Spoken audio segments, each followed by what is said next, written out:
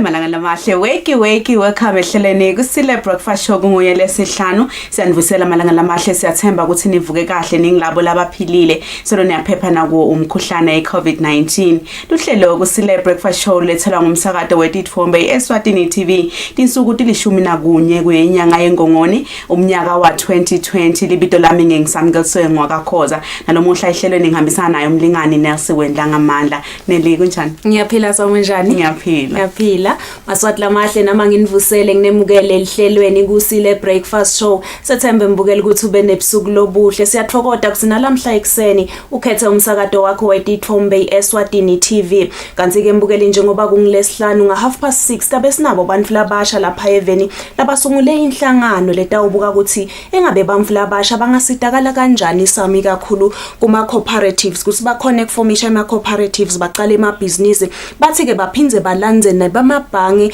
ema financial institutions nje kufundzisa kabantu labantu labasha ukuthi engabe nawufuna vele kuboleka imali uhamba kuphi ungena kuphi kude phela ukuthi uthole kusitakala utoko business yakho kunjalo nele kusekela bamfu labasha nele is the way to go for any country nasi silive la seSwatini because bamfu labasha live stalshiya kubona lekusasa bamfu labasha ngiyo na population leningi lapha even la seSwatini so bangumlibalo embili nenakuthuthuke bona shothi live la seSwatini kusasa litabangilelo lelithuthukile kana igama yona insimbi yesikhombisa sabe sinabo belibandla lelibutha umthelo wabo mabona kuthi siyakhumbula ukuthi nayiphela nje inyanga lesetulu kugaze ukuthi wonke umuntu lonayo mabona kuthi abe sawubhadele umthelo wakhe sawuvanele ukuthi engabe vele labo lababhadele kwendekani labangabhadali kwendekani vele yini lesingayigatha enzabe ndawo umthelo wamabona kuthi nekuthi nje sami basichazele ukuthi nangabe mhlambe sengihledi mhlambe eminyaka ngingakhoni lokubhadala ngabe ngendani ngibhadala kusukela lemuva noma senibhadala lo mnyaka lona kuphela bathi asichazela kabantu sibagadzile ke ukuthi basichazele nje nangalokunye nangalokuthi kumcoka kanganani lokuthi sibhadale yona le TV license because ngicabanga ukuthi emaswada yadzinga lokukhunjutwa njalo nivele uyibhadale le TV license ngoba it's not about ukuthi okay angimbukeli Eswatini TV mina ngoba labanye bayaye basho njalo ukuthi nje basichazele ukuthi usuke vele ubhadala na le TV license maswati lamahle kulesikhathi sidawa yakhona etitolo sawuya netindzaba tekucala telusuku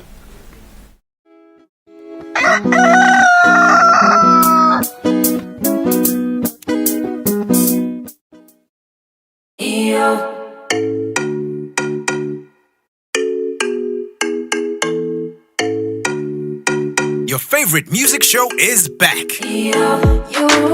We're bringing you the hottest music videos and live studio interviews with your favorite celebrities. We're giving you a front row seat to the latest fashion trends as well as your weekend gig guide. Join us live on social media and call in to send in your shout-outs. Catch This Weekend Eswatini every Friday at 5:30 p.m. live on Eswatini TV.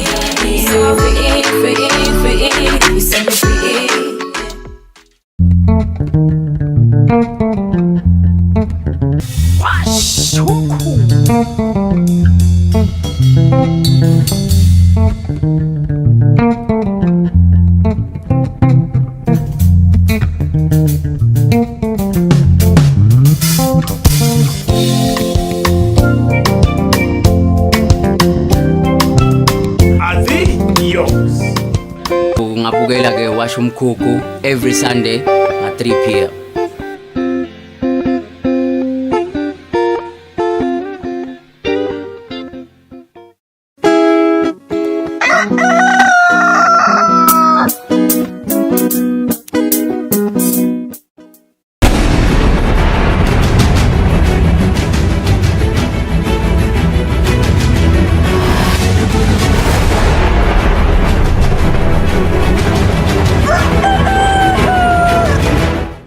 malanga namahla siphinze sinivusele sinemukele indaba endefude ecala talosuku sinilethela ngalo lumi lethu lesiswati libito lami ngisamkeliswe ngwakakhoza liphindla ndvunankulu Themba Masuku lithi silo inkosi Mswati wesithathu sithi uhulumende nedenkaphane atisekele bamfana labanakekela emakhaya labahlala bodvane bangayekelelwa baswele Masuku bekhuluma ekhala kaNkambule ekutseni ngesikhathi sokumisa umsebenzi wetekulima lohlose kunakekela abantwana labahlala bodvana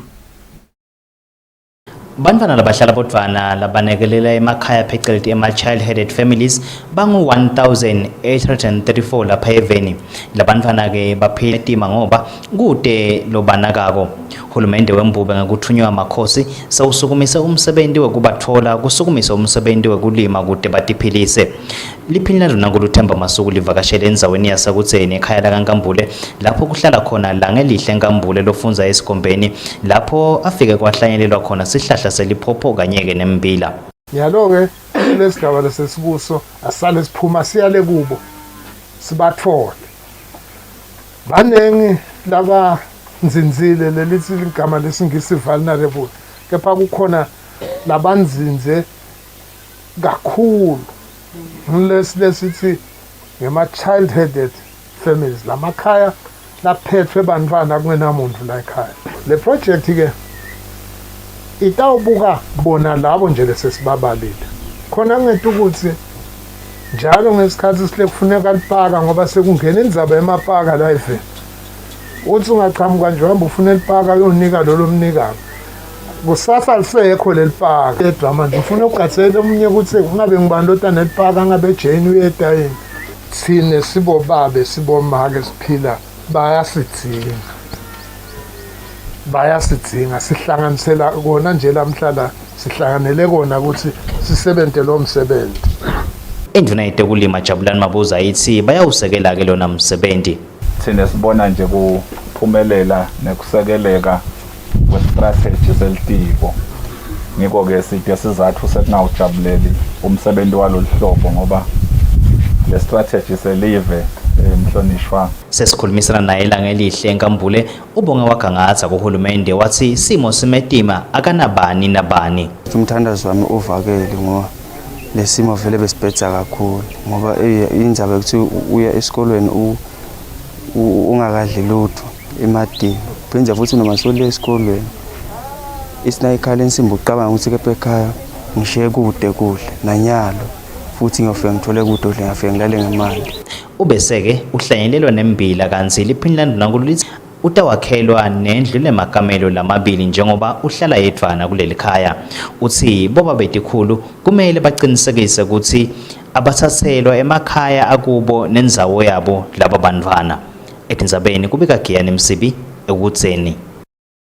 Live leMelika selinikelele live leSwatini ngemali lengu-1 million wemadola aseMelika lokuyimali etawucondzana netinhlelo tekutfutfukisa abomake. Le mali itawusebenza iminyaka lemithathu kanti imukelo eliphini laNdvunankhulu uThemba Masuku lebeyimelwe indvuna yamabhizinisi nekuthengiselana amanxeba akhumalo. Le mali ethule ngilonxusele live leMelika lapha eveni Lisa Peterson. Liphini laNdvunankhulu uThemba Masuku lithi lolu sito lwemali emaMelika lutawusita abomake bakuleli iminyaka lemithathu. Liphini laNdvunankhulu belimelelwe yindvuna yamabhizinisi nekuthengiselana amanxeba akhumalo lapho kuvelene ukuthi lena mali lusito lwemali lolukhulu lolucondzene nabomake lolusuka eveni lemaMelika. Liphini laNdvunankhulu luthi le mali itawucondzana netinhlelo letifaka ekhatsi temtsetfo temsebenti nekubasita bafinyelele lusitweni lwemali kulokunye. Umsebenzi wekugcina latawuthula lamhla esiveni nginangesihlangawu lamuhla lapho khona live laseMelika likhiphe imali lengu-1 million US dollars kuze ukuthi batowakha emathuba emsebenzi futhi nekuthuthuka kwabomake.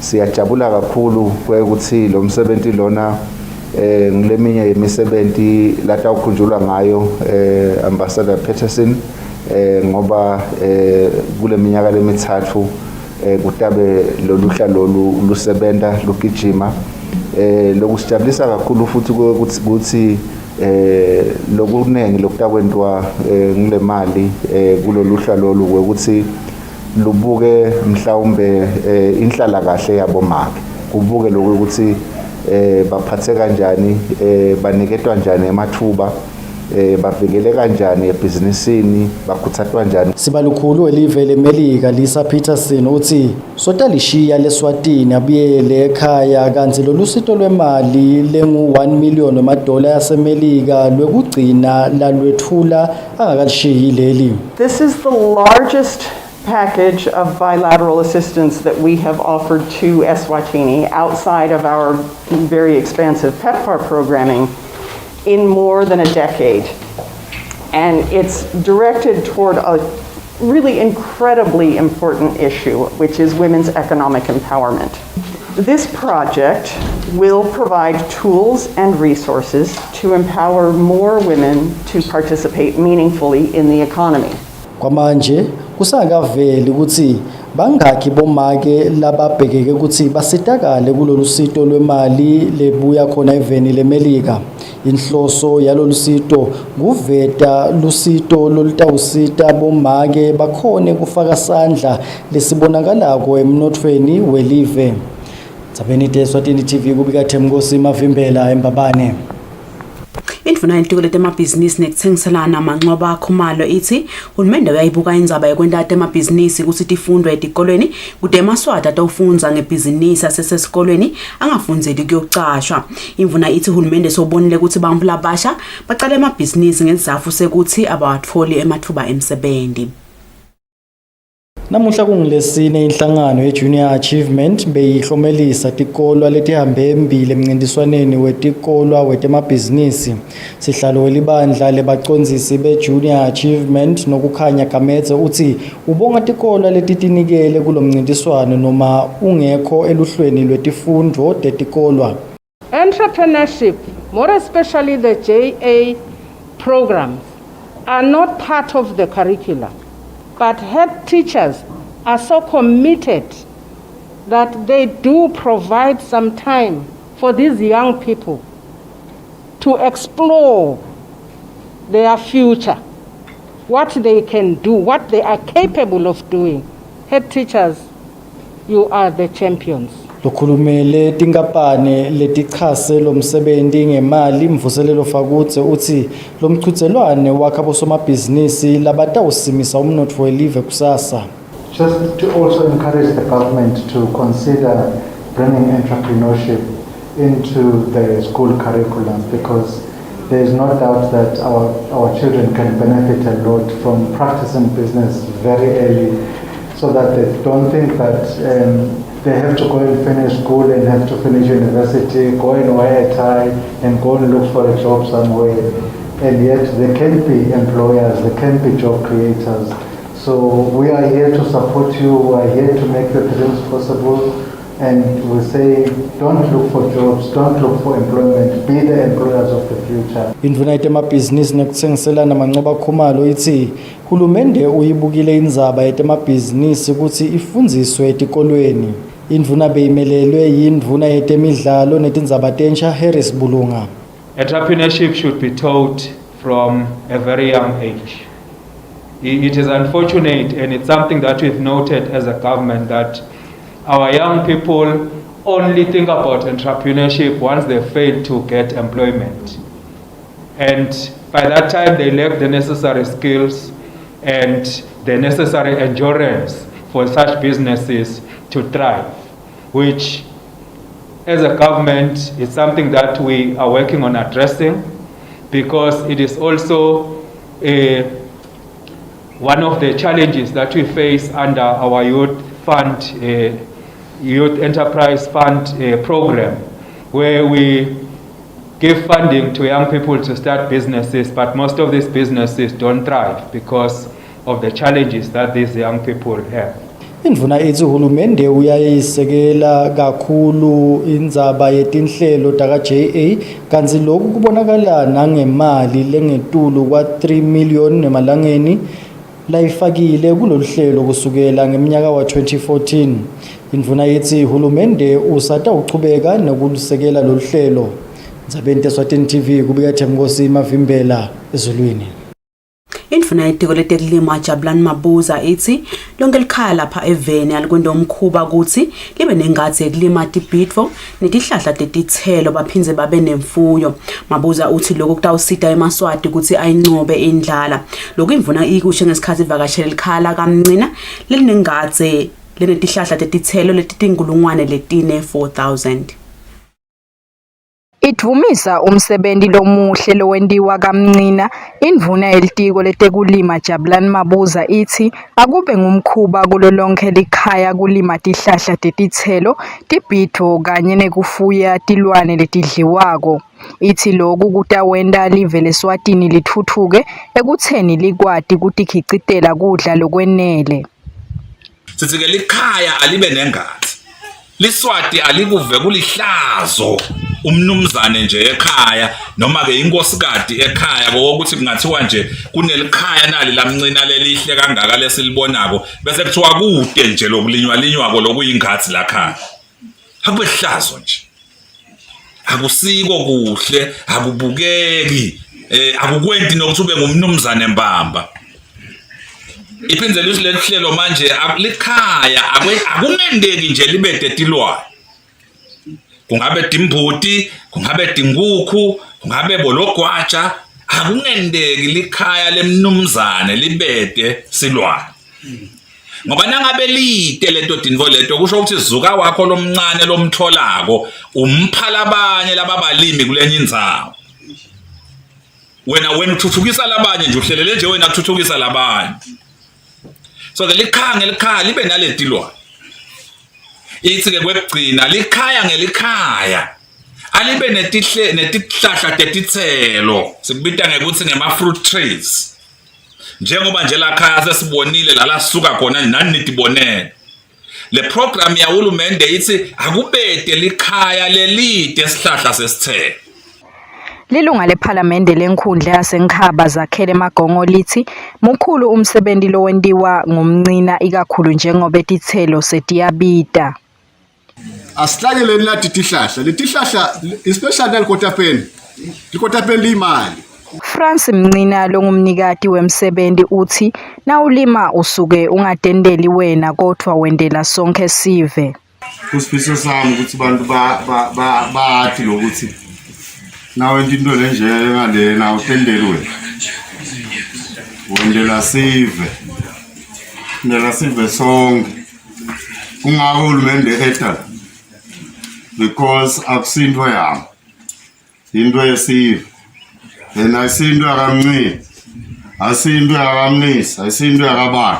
Ngoba kunemkhuthana lokuthi abantu babuka ukuthi njani. Indlala ayinawo ukuthi wakabani. Yabona? Live lenkosi.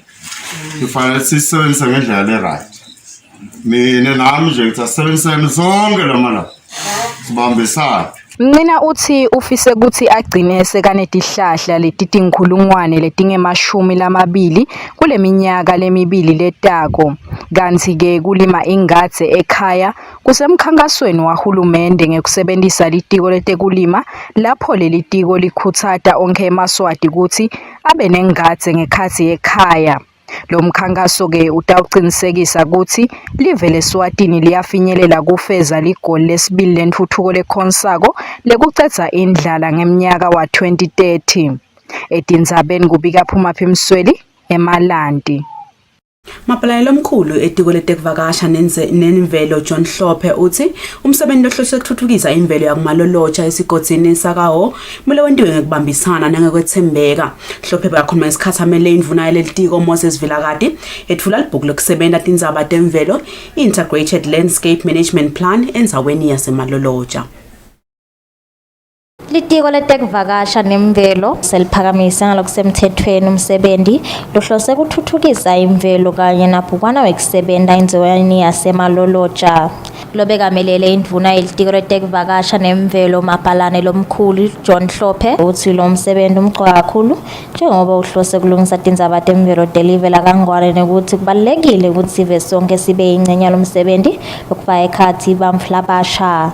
Lelitawubuka ukuthi imvelo itawugqetshwa kanjani ukuhlangeneke bekunene tigotsi letahlukehlukene kepha lokumqoka siyabonga lokuthi sekunekomiti lefaka bobabetikhulu lefaka banumzane nabomake lebane maplasi ukuthi imvelo ayivele igcinwe kungabi ukuthi nje kutaba ngilapha kumalolotsha kuphela. Siyabonga ke naku UNDP lohambile wawusitholela imali yekugcina imvelo le kaJeff. Sithi ke nathi silitiko letemvelo netekuvakasha sitayibambisa le komiti kude lemigomo netifiso letibekwe kuleli bhuku lelitaba ngumgogodla ukuthi imvelo itawugcinwa kanjani basebente. Sitawucela ke ukuthi ke makubebede kwephana nakusendiwa lo msebenzi akubanjiswane kwendele ukuthi nakefika 2022 livela kangwane vele litabe lisezingeni lelisetulu ekugcineni imvelo. Ngalamagama ke lawa induna seyivele iliphakamisile leli bhuku. Lobambe kuba ngumphathi wenhlangano yahulumende lebuke emagugu elive ehlobisile Sikhosana uthi lo msebenzi utawusita abantu labanga 320,000 uphinde ulethe intuthuko kule ndzawo. It's a time when we are looking at a different approach to conservation. Sisuka khashane nembido dakhona i-conservation mhlawumbe noma kuvikela imvelo kwakwenteka naturally. Sihlalo welikomiti lelibuke lo msebenzi Jerry Nxumalo uthi batawenda konke lokusemandleni ukuthi lo msebenzi ube yimpumelelo. Lalethi khona phasalo le landscape asibe nako ukubambisana selakhiwe lelibhuku lokumqoka ukuthi akube nelihlelo lokusebenza lo msebenzi which is a clear implementation plan. Litiko letekuvakasha nemvelo lithulumende ayedva kuncane langakwenda emisebenzini lehlose konga kanye nekugcina imvelo kepha ngekubambisana kwemimango naso sive seMaswati livela kangwane litawufika emgomeni wekuba ingcenye yemave lahamba embili etindzabeni temvelo. Etindzabeni te-Eswatini TV kubikade Emalangeni Dlamini nginamuzi Mkhonda Maloloja. Umphathi wenkampani isincephethelo MVA Fund David Myeni uthi kubalekile ukuthi eMaswati akhona ukuthola lisito leliphuthumako ngesikhathi batikhanza babhekene netingoti emgwaqweni. Myeni bekakhuluma naketfula indlela lensha yokusebenza kwalenkampani. Ngekwenta imitamo yekuthi eMaswati atfola lusito lolufanele ngesikhathi bahlangana netingoti letithite, inkampani isincephethelo MVA Fund seyithule indlela lensha ekusebenza kwalenkampani lwatewa ngale Seamless Bold New Future lapho khona lenkampani seyitawuniketa eMaswati lusito kusukela ekucaleni. Le ndlela lensha yokusebenza kubhekeke ukuthi isebenze kule minyaka lemine letako. Umphathi walenkampani David Myeni uthi tiningi indlela lesebatibekile ukuthi kusitakala kweMaswati kwenteka ngendlela lefanele basitakale malula waveta nekuthi kulesikhathi bakhulumisana netinhlangothi letehlukene kwenta tivumelwane tekusebenzisana. Sibuka lokuthi sekushintsha kanjani lokusebenza kwethu kutawukhona lokuthi lalabadzinga lusito bakhone lokusibangasheshe bafinyelele kulo. Lokho ke kufaka ekhathi ukuthi nyalo lesesitakushintsha ukuthi noma ekucaleni bowungene engotini bese sowuyabuya emva kwesikhathi sowuphilile utofaka iclaim. Nyalo sesitawukwenda lokuthi vele site kuwe sitogcwabisa le claim lokusho ukuthi claim seyitawusuka ngakithi sende lo msebenzi ube melula. Lokunye ke kwesibili kwenda lokuthi sisebenzisane vele nalabo labatakuthatha nje lemgwaqweni usasangena engotini. Sitawukhona lokuthi lesikhathi sekusuka engotini uye lapha utothola lusito khona esibhedlela sikhone lokuthi sibe sifishane nekubuka vele ukuthi ngikuphi lapho ungakhona khona kuthola lo lusito lolufanele. Sitawubambisana kakhulu ke lapho nalaba vele laba nalo msebenzi wekwenda lokho lokufaka ekhathi iPR ngaba ke nalabanye labatimele. Le nkampani seyisungulene emahhovisi ekunakekela emakhasimende e-customer service care latawutfolakala edolobheni eMbabane kanye nelidolobha lakaManzini lapho khona wonke lonetinkinga athole lusito lolwanele babe nelwati nangendlela yokusebenza kwale nkampani. Etindzabeni kubikade Emalangeni Dlamini nginamuzi Mkhonda eMbabane. Khisimusi usheshe wefika kutakhamuti letingemakhulu lamane nemashumi lamane ngesikhathi bemukela lisito lekudla lenukelwe ngumndeni wasomabhizinisi Paul Friedlander kanti ukudla lokubite imali etinkulungwane letingemakhulu lamabili nemashumi lasihlanu temalangeni kuthengwe ngengcenye yemali leyihafu yesigidzi semalangeni leyanikelwa ngilomndeni waka Friedlander kusita sive sasezulwini leshayo kakhulu kubhedva kwemkhuhlane i-COVID-19. Lokudla lokunikelwe ngumndeni wasomabhizinisi Paul Friedlander kanye nemkakhe Gemma ngalesine ezulwini bekusigaba sesibili lapho lo mndeni ubambisa labashayeke kakhulu ngekubhedvuka kwemkhuhlane i-COVID-19. Paul kanye na Gemma Friedlander enkhulumeni yabo leyethulwe nguGeorge Falcoma bathi bayohlale babantwana basezulwini kanti bayatiqhenya ngaloko njengoba bahleti kulendzawo iminyaka lengemashumi lasihlanu. Lo mndeni uthi uyaconza bomedima lobubhekene nalabo labaswele kulesikhathi lapho umhlaba nelive laseswatini libhekene nemkhuhlane i-COVID-19 ngakho kuyabathokozisa ukuthi bangalekelela ngaloko lokuncane labanako babonge umngane wemakhosi Sifiso Khumalo kanye nelibandla lasebenta nalo kulomsebenzi wakwamukelisa lokudla kulesive. My wife Gemma and I fully understand the difficulty that many of the vulnerable live with on a day-to-day basis during this difficult time of the coronavirus, and it pleases the two of us to be able to assist in this small way. Umngane wemakhosi Sifiso Khumalo uthi lokudla lokunikelwe kuthengwe ngemali leyingcenye yemali letinkulungwane letingamakhulu lasihlanu temalangeni leyanikelwa ngiwo umndeni waka Friedlander kubambisa sive sasezulwini kulesikhathi semkhuhlane i-COVID-19. Khumalo uthi indzawo yasezulwini ishayeke kakhulu ngekubhedvuka kwalomkhuhlane njengoba labaningi balahlekelwe ngimisebenzi. Lomunye 250,000 simcedzisa kule mali lebasiphe yona le 500,000 lekune mafutha abane maphasela latfolakele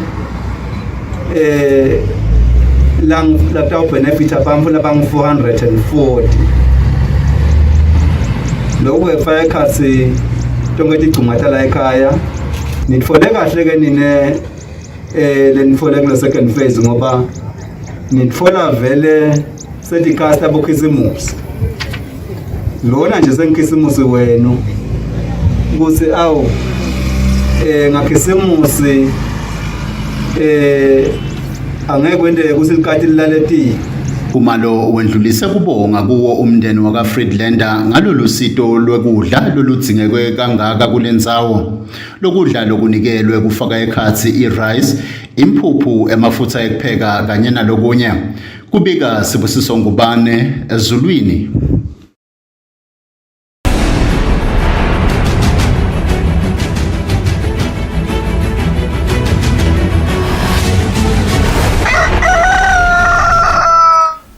Malanga lamahle sengade phethe asibuke nathi tindzaba tefu temidlalo. EmaSwati sekangakhona kubhejela imidlalo yebhola lapha Eveni nangaphandle kwelive ngetindlela tebuchwephesha angasebenzisi tinkampani tekubheja takulamanye emave. Ngalokulandzela ukuthi kwetfule ngalokusemthethweni inkampani ekubheja lapha Eveni iMula Sport. Libandla lengamele tindzaba tekubheja nekugembula lapha Eveni iGaming Board lithi le nkampani bayihlolile kanti futhi kuphephile kubheja kuyo. EmaSwati sekane yawo inkundla yekubhejela imidlalo yebhola lesemthethweni lena yiMula Sports Betting Company leumcondzisi wayo kungukhanya Magagula lothi sevele icalile kusebenta kanzi ngetulu kwa 500 webantfu bayayisebentisa. Magagula uthi kwamanje bantfu basawina imali lefika ku 5,000 wemalangeni kanzi babuka ukuthi le mali ikhuphuke ifike nangetulu kwa 30,000 wemalangeni. Magagula uthi babone ukuthi emaswati asebenzisa tinhlelo tekubheja tangephandle kwakuleli letibanika tinkinga letiningi kulesinye isikhathi. Mula Sports ke uthi uprovide a platform le utawufuka ukungenele wena ubhejela kangwane ubhejele imabhola sesikhwahlandi ubhejele imabhola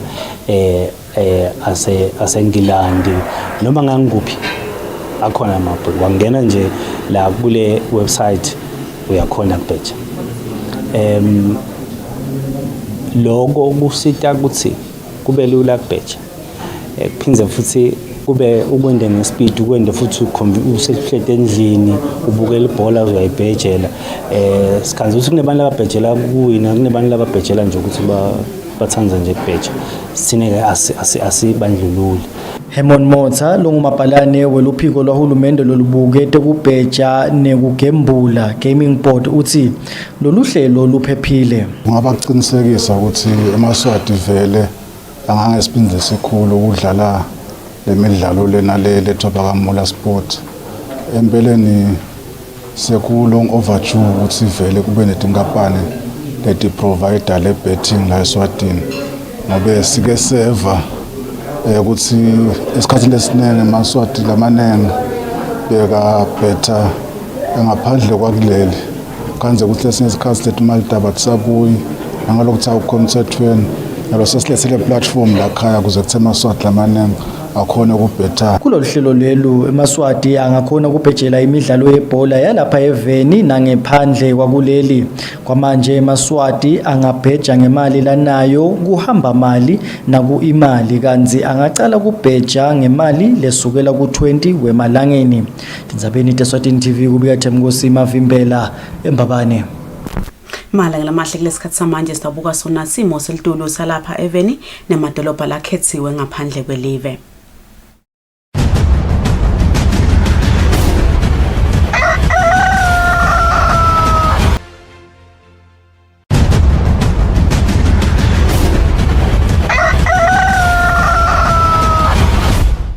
Malanga namahle sifika kanjalo ke maphethelweni indzaba tefu lebetecala kulolu suku lalomuhla lesikhathi samanje siyakhona editoro nasibiyane sewendla ngamandla ubuya nato indzaba tekukhulumisa phela thengabe abantu labasha sibathuthukisa kanjani Kusile. Good morning.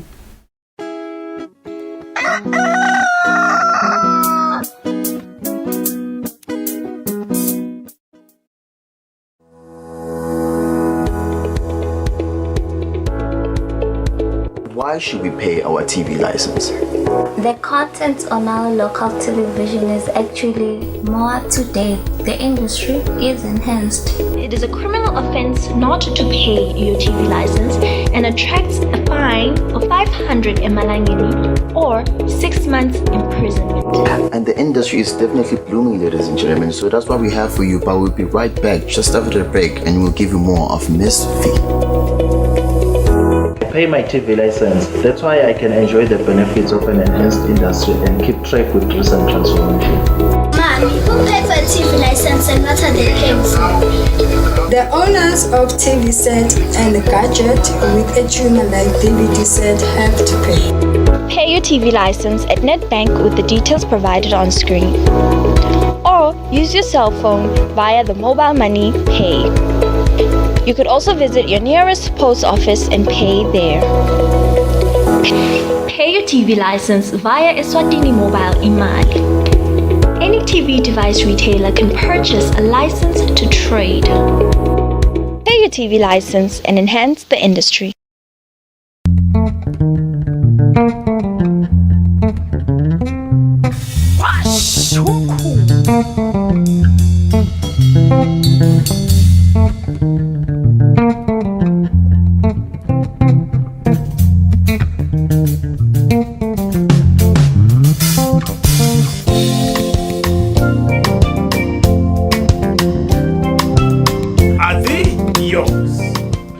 Ngabukela ke wash umkhukhu every Sunday at 3 p.m.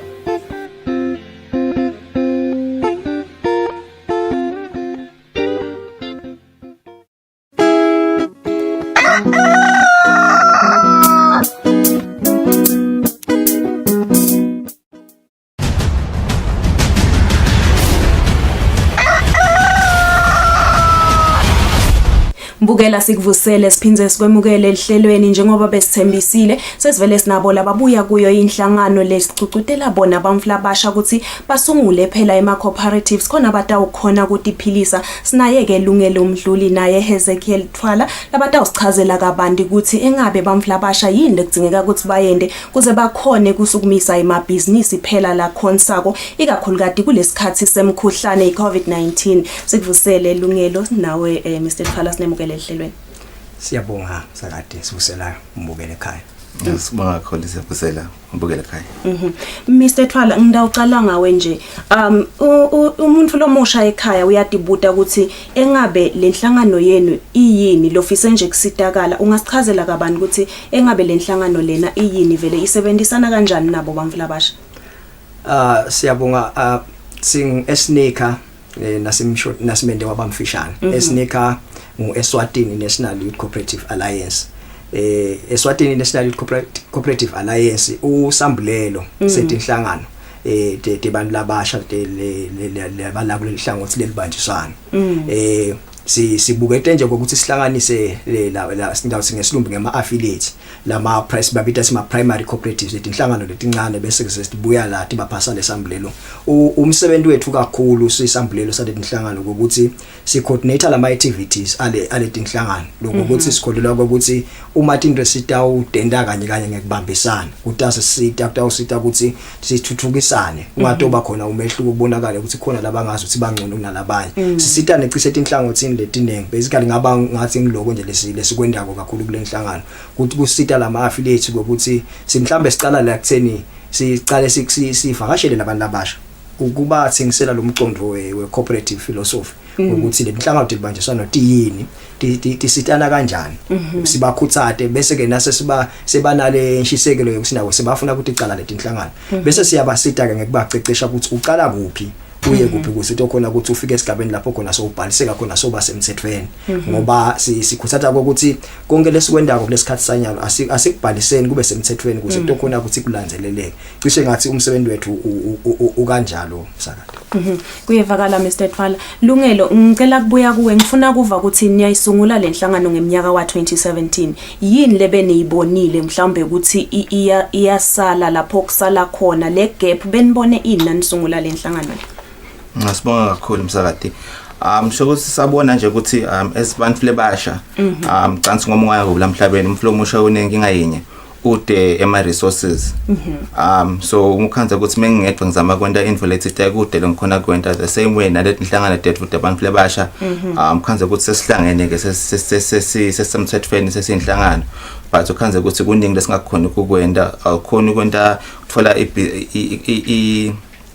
imakethe okhona ukuthola imali ifunding okhona kwenta into efana naleto sizabona ukuthi kungaba kuhle ukuthi mesingahlangana sibe live linye siconcothe mesibaningi nalokho futhi sisekelwe ngegovernment siyakhona ukuthi mase singena kubo ipha nabo bani kuvakala ukuthi nayi lensha lapho ke sesikhona ukuthi le lokuncane lekunako sekuhlanganisa nathwala nalomunye kugcina sekwakha lokuphathekako sikhona kuya embili bese lokho kuto bese kazivula le mathuba ukuthi igcine seyile idlodobele ibusiness yami ngalokuhlangana kwethu sonke ama business lemancane lahlukahlukile. Mr. Thwala umuntu lomusha ekhaya uyadibuta ukuthi naku bayayiteka bayayibeka vele yevakala ukuthi basita ema cooperatives lamancane fune bangene lakini kudzingeka imali noma mhlawumbe siyeta nje kini nisibhalise? Ngidathi msakade indzaba icala la ekutheni mhlawumbe lokuqala lenhlangano niningi labantu labasha lokudzingakala nje kudzingakala ukuthi nibe bantu abasha labakusukela ku7 ngetulo bese niyahlala niyavumelana ukuthi lihlobo lini lebusiness lenifuna kulicala nithi ningavumela nakuloko bese seniyasithinza thine sesinihlanganisa nele office la commissioner lobhalisa inhlangano tema cooperatives lo umthetho uthi kufanele before register kufanele sicala uceceshwe kuqala so le office la commissioner lidlala leyo nzima leyo bese nithi ke ninga register sesina senregistrele ke senisemthethweni kuse kunema directives a commissioner nyalo umthetho lothi now we primary cooperative noma uyinhlangano sekumcwa ukuthi kube khona la uaffiliate khona ngilala bese sofika khona so udake kithi si apex body so uya affiliate njengoba achazile ke emdluli ukuthi lokhu affiliate akusisita ukuthi sibambisane etinhlangothini letinengi kakhulu so imali ngidawuthi basically letsingakalako now sa register le nhlangano kuye kube 110 emalangeni kepha ke naso ufika soto register soto affiliate la kithi thina si apex body kuye kube ngu200 emalangeni i joining fee lokuthi ube lunga lelisemthethweni. Lungelo Hulumende kulesikhathi lesi upromota angidawuthi nje kulolihlaka lakhe lekuvusa umnotho nasekwenza umkhuhlane iCovid-19 unenfo lokuthiwa i-mindset program lapho khona athi bamvula abasha abangathi don't get info batendele ukuthi mhlawumbe na ufundzela koqashwa so uthi naye akube nendlela ecala emabhizinisi siyathi ukuthi lemfo leni yendako into yokuthi nani nilekelela hulumende kulolihlangothi lolo njengoba nisebenzisana naye kepha ngifuna kuva ukuthi nansakhulumisana nalabamvula abasha nithini kulesikhathi semkhuhlane iCovid-19 lapho khona emabhizinisi andenga nithi abende emabhizinisi la kanjani vele kulesikhathi lesi Nosibonga kuloko nokuteka yona vele thina ezili inhlangano vele lokhu sivele zama kusitha abamfle basha bamfle basha ukuthi asesibone ukuthi singendani thina yini amandla esingawafaka ukuthi siphilise ngoma vele even before iCovid le mathumba okuthola umsebenzi bekamancane khona la veni lakithi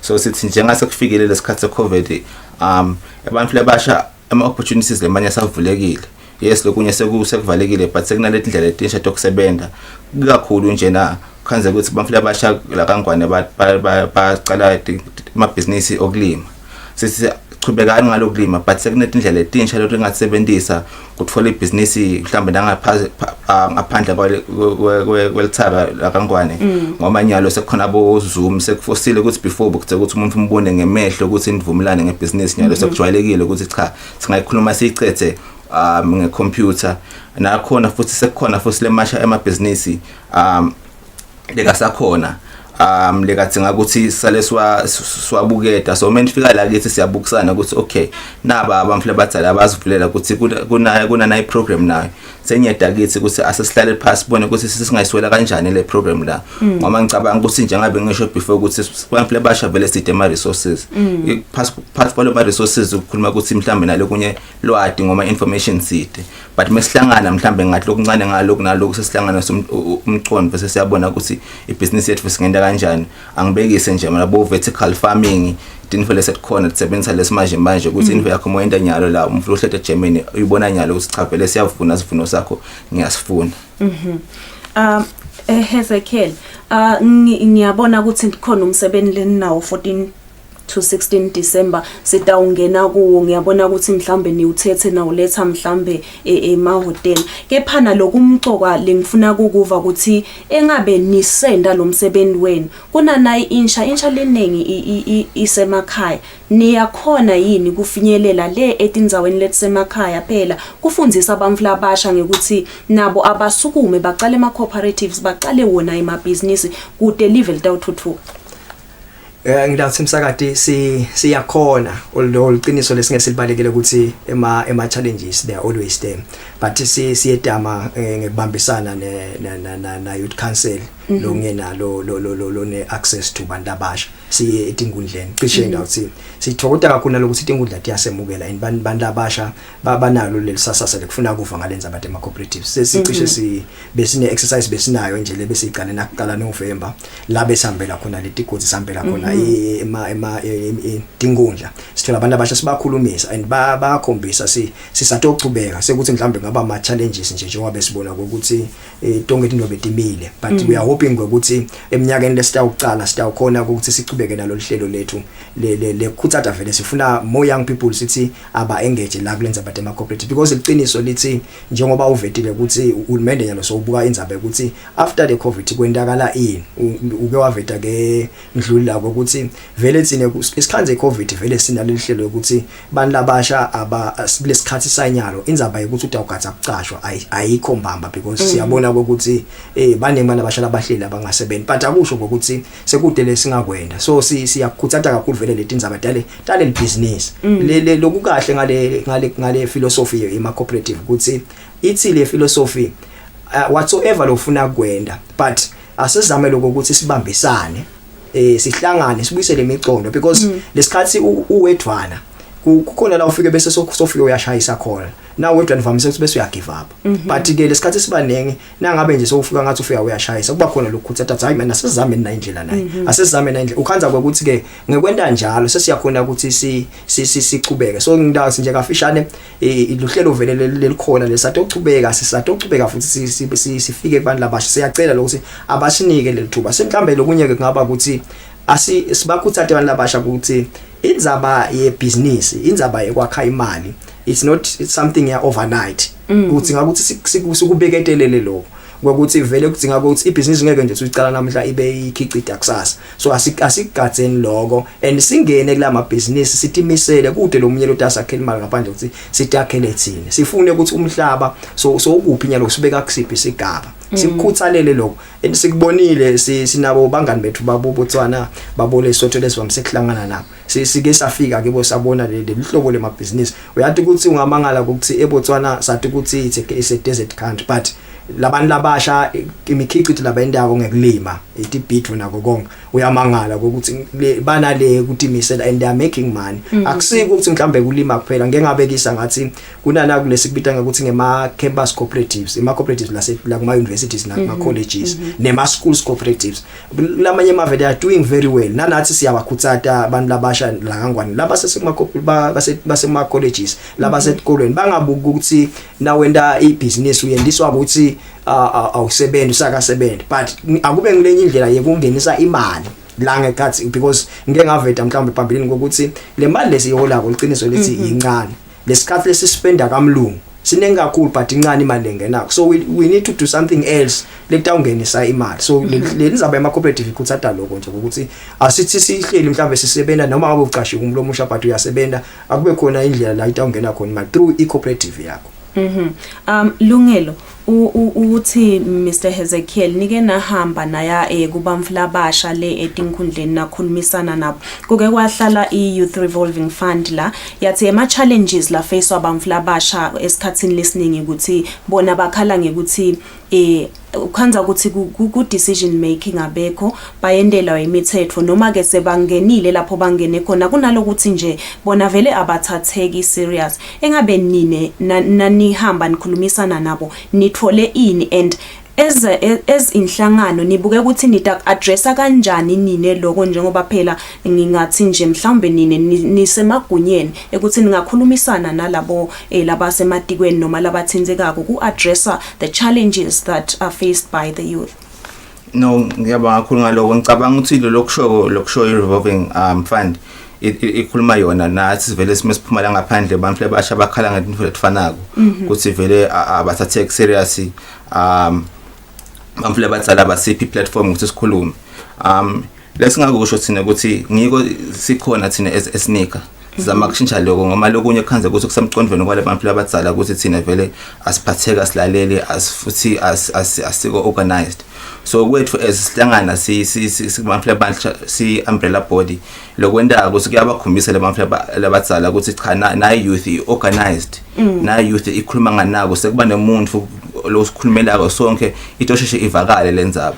Ngilapho futhi sesikhona khona kusho ukuthi nine nibatsala ngicela ukuthi nisibide mekwentiwa nanako vele lokho sesicala siyakubona kumphumela yabo inang youth council yasibida mekwente kade infelete tsite asasali ngemuva nalapho khona siva ngathi ukuthi cha kuyabashiya ukuthi bamphela abasha bakanjani sisakhona sheshe sibahlebele ngaloko lokho kwentiswa ngiloko sivele sahlangana bayabona cha nang esnika sone mafilesi lang 40 vele inhlangano le bonakalako ezisichubeka sihlangana sibamphela basha angeteka le mafilesi ethu nabo minister sabathu uqala basi recognize ukuthi vele ngeke sikhone konta invalidity esingakabathini sinako. So ngilokugcoka lomgcoka lokwakha lethu sibambisane because vele uwedwa kuncane lo ngakwenda. So ngicala ukuthi mengiqala ngikhulume ngama resources le resource ngileyo lalokuthi esiveni vele momncane vele ngeke uhlonipheke ngalendlela but mase sitasibaningi sekuyashintsha lento leyo. So ngicabanga ukuthi vele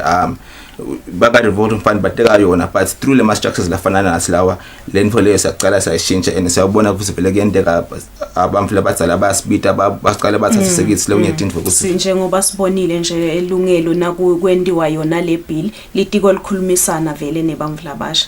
Yes. Yes vele kanjalo ngicabanga ukuthi futhi ke mbili bakunana i youth committee leto vulwa ngicanga lapho batocala bayade ukuthi akhona ama organizations labantu labasha ladelanayo through business nani sebasibita abasitshela ukuthi okay mhlambe nalapha sizogcina sinifakele lebhodle elikhulu lokho sekuyasitha ukuthi umflo omusha abe khona le etafleni lapha lokukhona le kwento wale decision aphinza abuye atothathisa kule bantu labasho ukuthi ngiko yini lekufuna kwento ngoba phela umqondo wami akasiwami ngedwa ngicabanga ukuthi i-cooperative isita ngaloko futhi ukuthi ke akufani nenkampani uye kuna boss bese uyatshela boss tshela sonke thina lebanye ukuthi kwento kanjani ka cooperative vele wonke umuntu equal invento yangelivoti so ngeke bese ukuthi mina ngoma ngisimelele sonke lapha ngifike ngento lokufuna ngimi no so lo mcondo lo swekile kule group yonke Hezekiel nginana ngumbuto nang nje ukuthi nisasebenda engabe bantu labasha labakhubatekile bona nibabukela kanjani niba involve kangakanani ngilathi msakati kuselihlelweni ngokuthi nanabo singabashiyeli ngaphandle ngicabanga ukuthi isikhathi lesiningi besibulawa ukuthi indzaba yaloku register letinhlangano yendiwa litiko la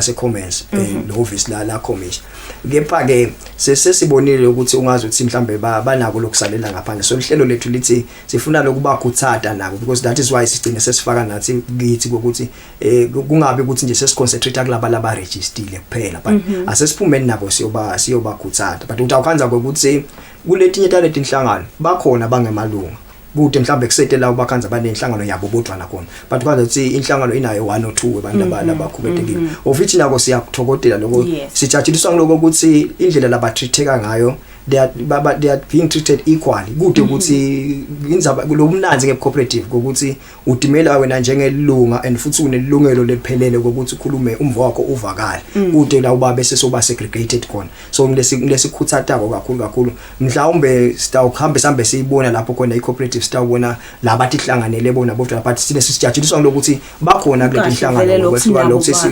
bangakhanzakali sebabantu nje babo yes so ngicabanga ukuthi kukahle kakhulu ngale ndlela lokwendeka ngawuthi bakhona ba-participate siyevakala Mr. Twala Lungelo siphila isikhathini semkhuhlane i-COVID-19 nicucudela ama-cooperatives amabhizinisi ngicela kuva nje ukuthi kulesikhathi lesi tindzaba dabo branding uke wathi lo mnye umuntu lomusha lana mina nginako ngikulimile kephana angikhoni kahle ukukuthengisa tindzaba ukuthi ubrande kahle upromote kahle iproduct yakho siyathi ukuthi uhulumende unabo trade information portal iphase sebanemi bakhangisa ngetebuchwephesha nibakhuthaza kanganani labamvu labasha ukuthi ba brande kahle ba package kahle baphinze ba promote kahle lama products abo kuloko vele ngicabanga ukuthi ngiko lokumcwabo kuba khona kwa esnika ukuthi lokunye kwethu iobjective yethu ukuthi si provide a training so i training yethu part of that ukuthi ke wenda kanjani umulima ungagcini nje ku primary uqhubeka kanjani ukungena ku processing nabo packaging so info lesendawo kulo training ukuthi every now and again sengilokho nje lo mnyaka lona mekucala lo mkhuhlane besingawuconza ukuthi usebenza kanjani so bekulukhuni ukuthi siqhubeke ngehlelo lethu but ihlelo lethu liba khona ukuthi sende make sure ukuthi siletha i training lehlukahlukile ngoma imicondvo lehlukahlukile kule bantu lebasha ukuthi sitokhulumisa tindzaba lefana naleto ukuthi okay nyalo leba njengangibekise nje ukuthi njengaku revolving fund khona kuna 150,000 more cooperative kanti ma company anike 100,000 individual anike imali encane kunaloko so it's one way lokukhombisa ukuthi okay mase sihlangene thina na indlela leyembili then ke mase sibona ukuthi okay nanka ema cooperatives semaningi mhlambe ang7 onke alima speed for lesifanako bese yakhona ukuthi okay guys asesikhulumende ndzaba yeni lena how can we mhlambe si brand si package sale sisusa mhlambe asithi eJapan bayifuna lento le so kwethu vele ukuthi siqhutele ukuthi vele bukani bamfle basha ningagcini kwenda i-primary activity lokwenda kubona ukuthi ungayibeneficiate kanjani ngoba kuyini akudzingakala ukuthi mhlambe sikhuluma ngetibit kuphela naletinye tinfo leningathi mhlambe niyadithengisa o niyadaka nithi brand kahle asesinje lafana njengalabo ema handcraft Wama handcraft khona ungadenda info takho letincane uthengisa stratini but menti formalize kahle nathi branda kahle ungakhanza ukuthi bantu for overseas or nale mavela la around us but ifuna leti info 10 so kumcoka vele kubuka ibranding nalokusebenzisa i-internet lo mkhuhlane vele so wendile ukuthi abantu ba accept ukuthi vele i-internet ngiyo indlela yokwenda tinto yokwenda ibusiness so akudingi ukuthi uzobe nemali eningi ukuthi uqale ukusebenzisa i-internet kusebenzisa nje bo social media bo Facebook nabo Instagram nabo WhatsApp uyakhona kuba nebusiness ube nesitolo through that platform so vele siyacudela ukuthi vele asibone ukuthi kusetshenzwa kanjani futhi asikhulumisane sibone ukuthi nenda kanjani ngicane sifundise vele thina kwethu futhi sicudela lokuthi ke asingathi bona ukuthi mina kwami ngubambe no asihlanganene sibone ukuthi sidakala kanjani as sihlangene.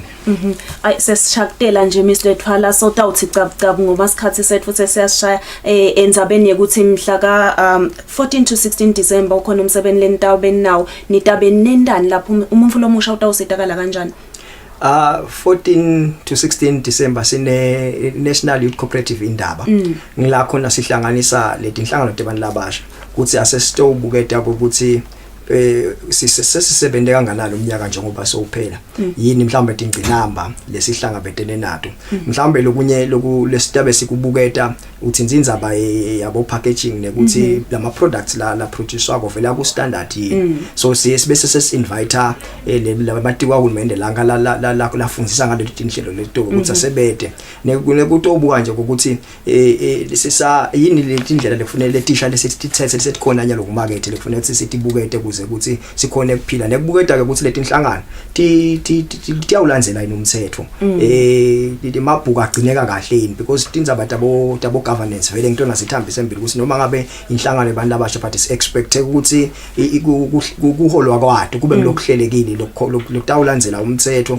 kungabe ukuthi likomiti selendaba thatha so sibuketa tonke lento lekhumbutana siteka tindzaba nje tabo leadership bo leadership philosophy sibuketa tindzaba tabo ema records ukuthi bo keeping kuphathwa njani tonke lento igcinwa njani tonke lento letoko because umsebenzi wethu imandate yethu to ensure ukuthi leti inhlangano vele tiku standard kungabi bese kuba ikhanzakala sekunemehluko lomkhulu emkhathini walabo sondozima benhlangano letinkulu tema cooperatives bese kuyehlukana nalabantu abasha sifuna ukuthi bathi baphakama nathi sibe silanga emuva sikhomba ukuthi sibantu abahlelekile so lo msebenzi lona lento athi le indaba sitabe sibuketa tindzaba letinjalo nje sithethe ke lapha nalapha sathatha labo lama committee ukuthi akuthe wona ngenxa ye restriction ye COVID so otherwise kuye ukuthi sibuyise ucishe wonke umuntu sitokhona ukuthi wonke umuntu athi vele athi ukuthi kubhekekene ngoba kumcwa ukuthi lilunga ngalinye li understand sibuka ke netindzaba tabo both personal financial management nato siyatikhulumisa ukuthi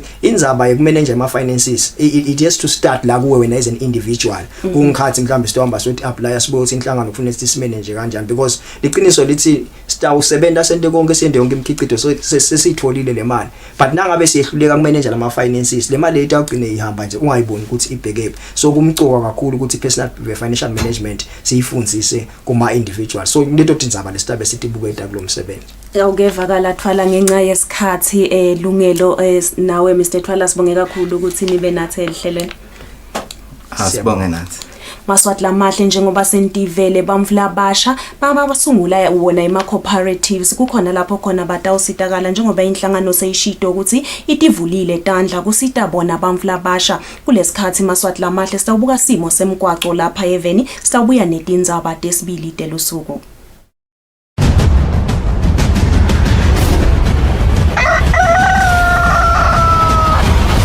Sinivusele emalangeni lamahle singemaphoyisa sesihlolile imigwaco elive kuqinisekisa sona sive ukuthi siyaphepha sisawusebenzisa umgwaco eveni la Kangwane emadolobha lamakhulu nemigwaco lemikhulu kuhloliwe lidolobha lelikhulu laseMbabane la kuMathapha nalo la kaManzini emadolobha onke ayahambeka tibane temgwaco tiyasebenta tonke ngalokufanele kanti nemigwaco lesekhathi kuwo lamadolobha iyahambeka malangeni lamahle umgwaco lomkhulu osuka khona ehekeni laseNgwenya ubheke khona kaManzini lokufaka ekhathi naye eMalagwane kude sikhinyabedo lesikhona lapho sive senkosi asihambe ngekukhululeka kepha ke sicophelisise kakhulu nasehla yena Malagwane kwatise phela ukuthi umgwaco wewukela kakhulu kane unemakona na usuka khona kamanzini ubheka khona kuhelehele umgwaqo solo uyakhiwa nakhona lapho timotolo solo inani lato leto lisetulu kakhulu sithi nje sive asicophele sisashayela.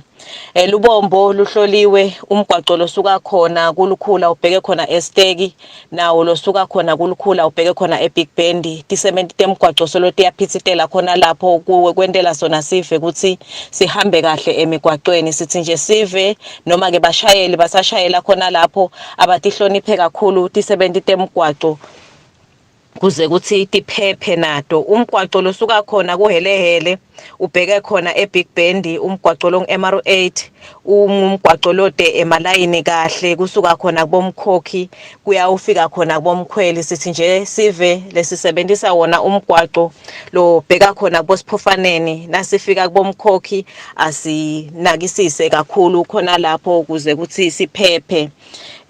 Ishiselo ihloliwe nayo kulandzela kona ukuthi itolo entsambama sibe nato timvula letinkulu ikakhulu kade eshiselweni.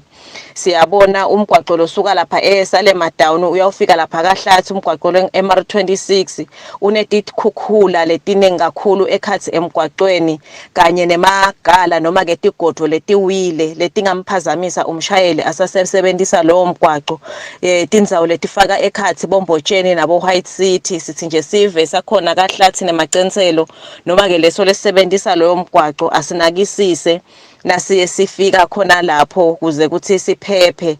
Kanti ke umgwaqo losuka khona kamanzini ubheke khona kaHlathi umgwaqo long MR9 siyabona tisementi temgwaqo tiyaphithitela kuwo lo mgwaqo kuvala tona tigodzi phela letivulwe ngito timvula sithi nje sive nasesitawufika khona lapha enkweni etingadzeni asehlise litubane kakhulu kwatise phela kuthi tikhona lapho letisementi temgwaqo kusho ke ukuthi atihlonishwe kakhulu timpawu letitibekiwe kuze kuthi siphephe sonke sisasebenzisa wona umgwaqo. Sisekhona khona lapho eshiselweni siyabona nakhona kugege imigwaqo cishe ikhona lesashelela kwatise phela ukuthi nyalo ekseni tindzawo takugege letifaka khona esiyendle nakubondlotane besololina kakhulu nyalo ekseni leyo migwaqo leyo iyashelela malangeni lamahle sive nje lesitawuthi sibheke khona kugege asisigadze kakhulu leso simo sekushelela ekhathi emgwaqweni. Imigwaqo iyahambeka kude lokungamvimba umshayeli kuthi asuke ekhaya abheke ngakhona emsebentini kungaba nje kufisela impela sondvo lenhle nalephephile usebenzisa yona imigwaqo yelive. Siyabonga.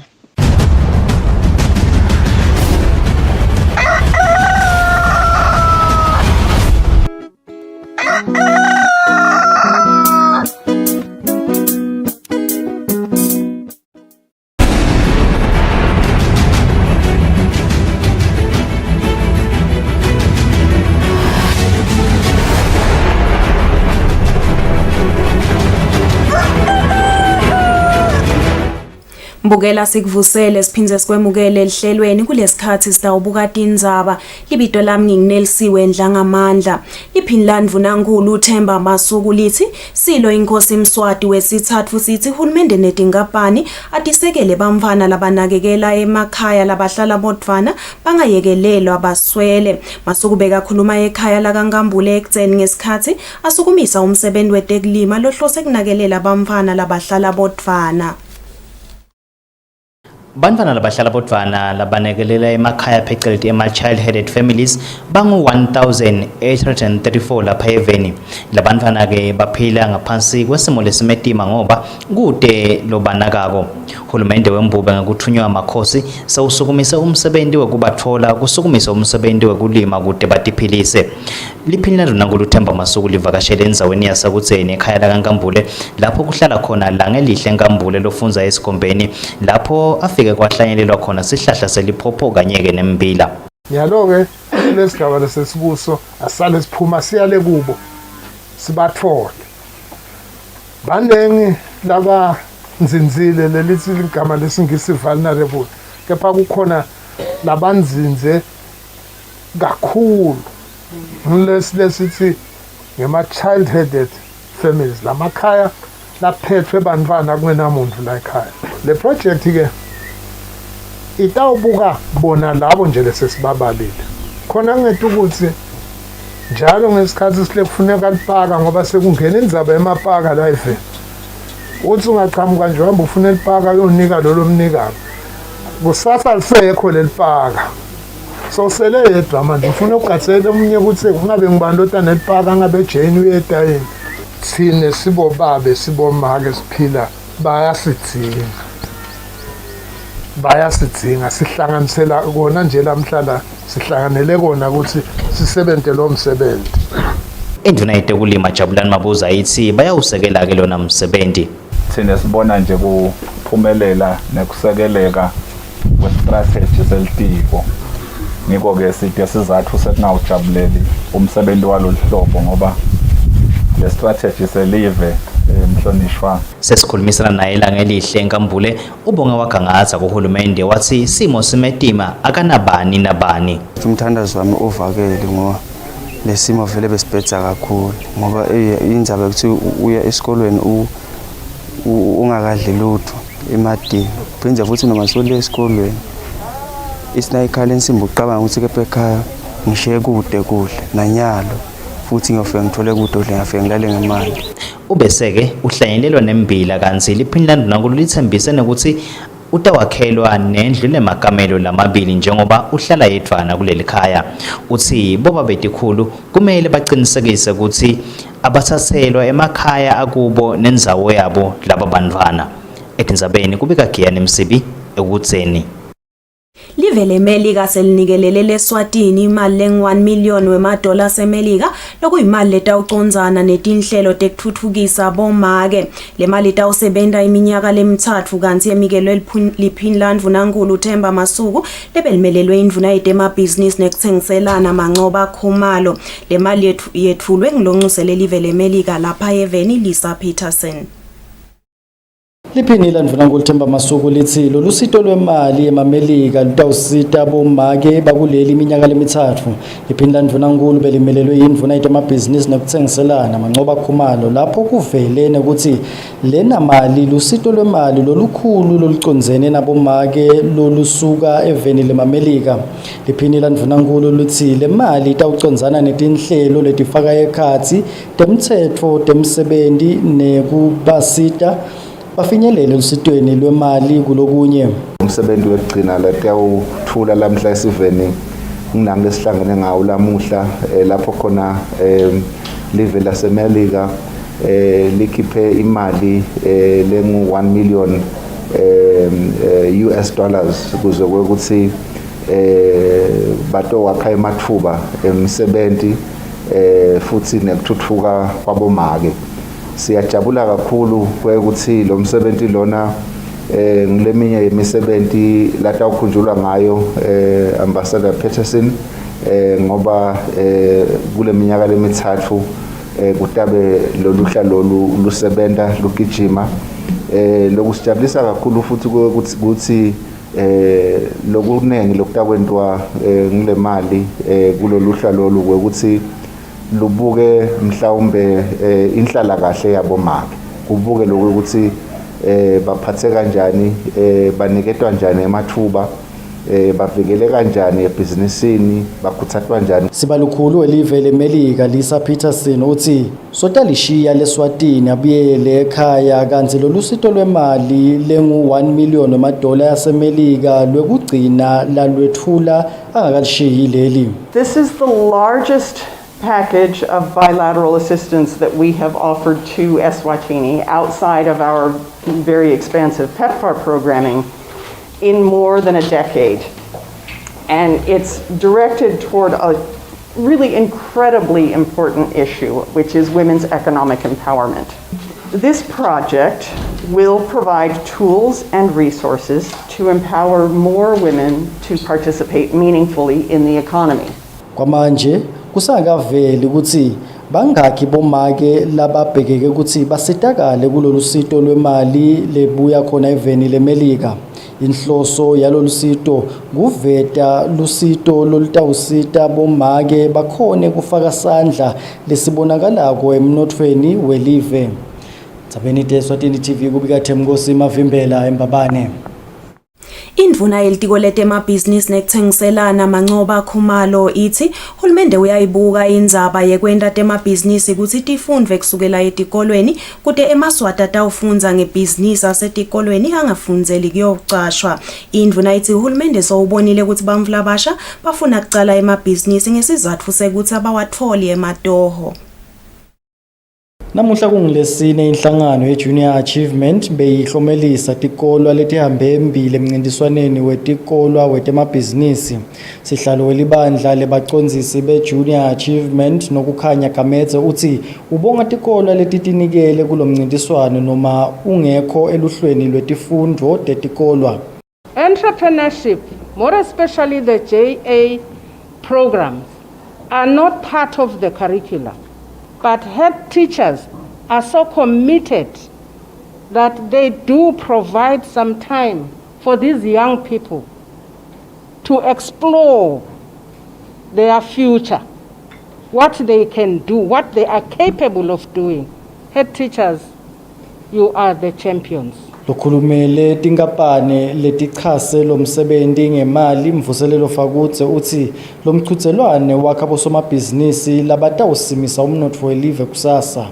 Just to also encourage the government to consider bringing entrepreneurship into the school curriculum, because there is no doubt that our children can benefit a lot from practicing business very early, so that they don't think that they have to go and finish school and have to finish university, go and wear a tie and go and look for a job somewhere. And yet they can be employers, they can be job creators. So we are here to support you, we are here to make your dreams possible. And we say, don't look for jobs, don't look for employment, be the employers of the future. Indvuna yetemabhizinisi nekutsengiselana Mancoba Khumalo ithi hulumende uyibukile indzaba yetemabhizinisi kutsi ifundziswe etikolweni. Indvuna beyimelelwe yindvuna yetemidlalo netindzaba tensha Harris Bulunga. Entrepreneurship should be taught from a very young age. It is unfortunate, and it's something that we've noted as a government, that our young people only think about entrepreneurship once they fail to get employment. And by that time, they lack the necessary skills and the necessary endurance for such businesses to thrive, which as a government is something that we are working on addressing, because it is also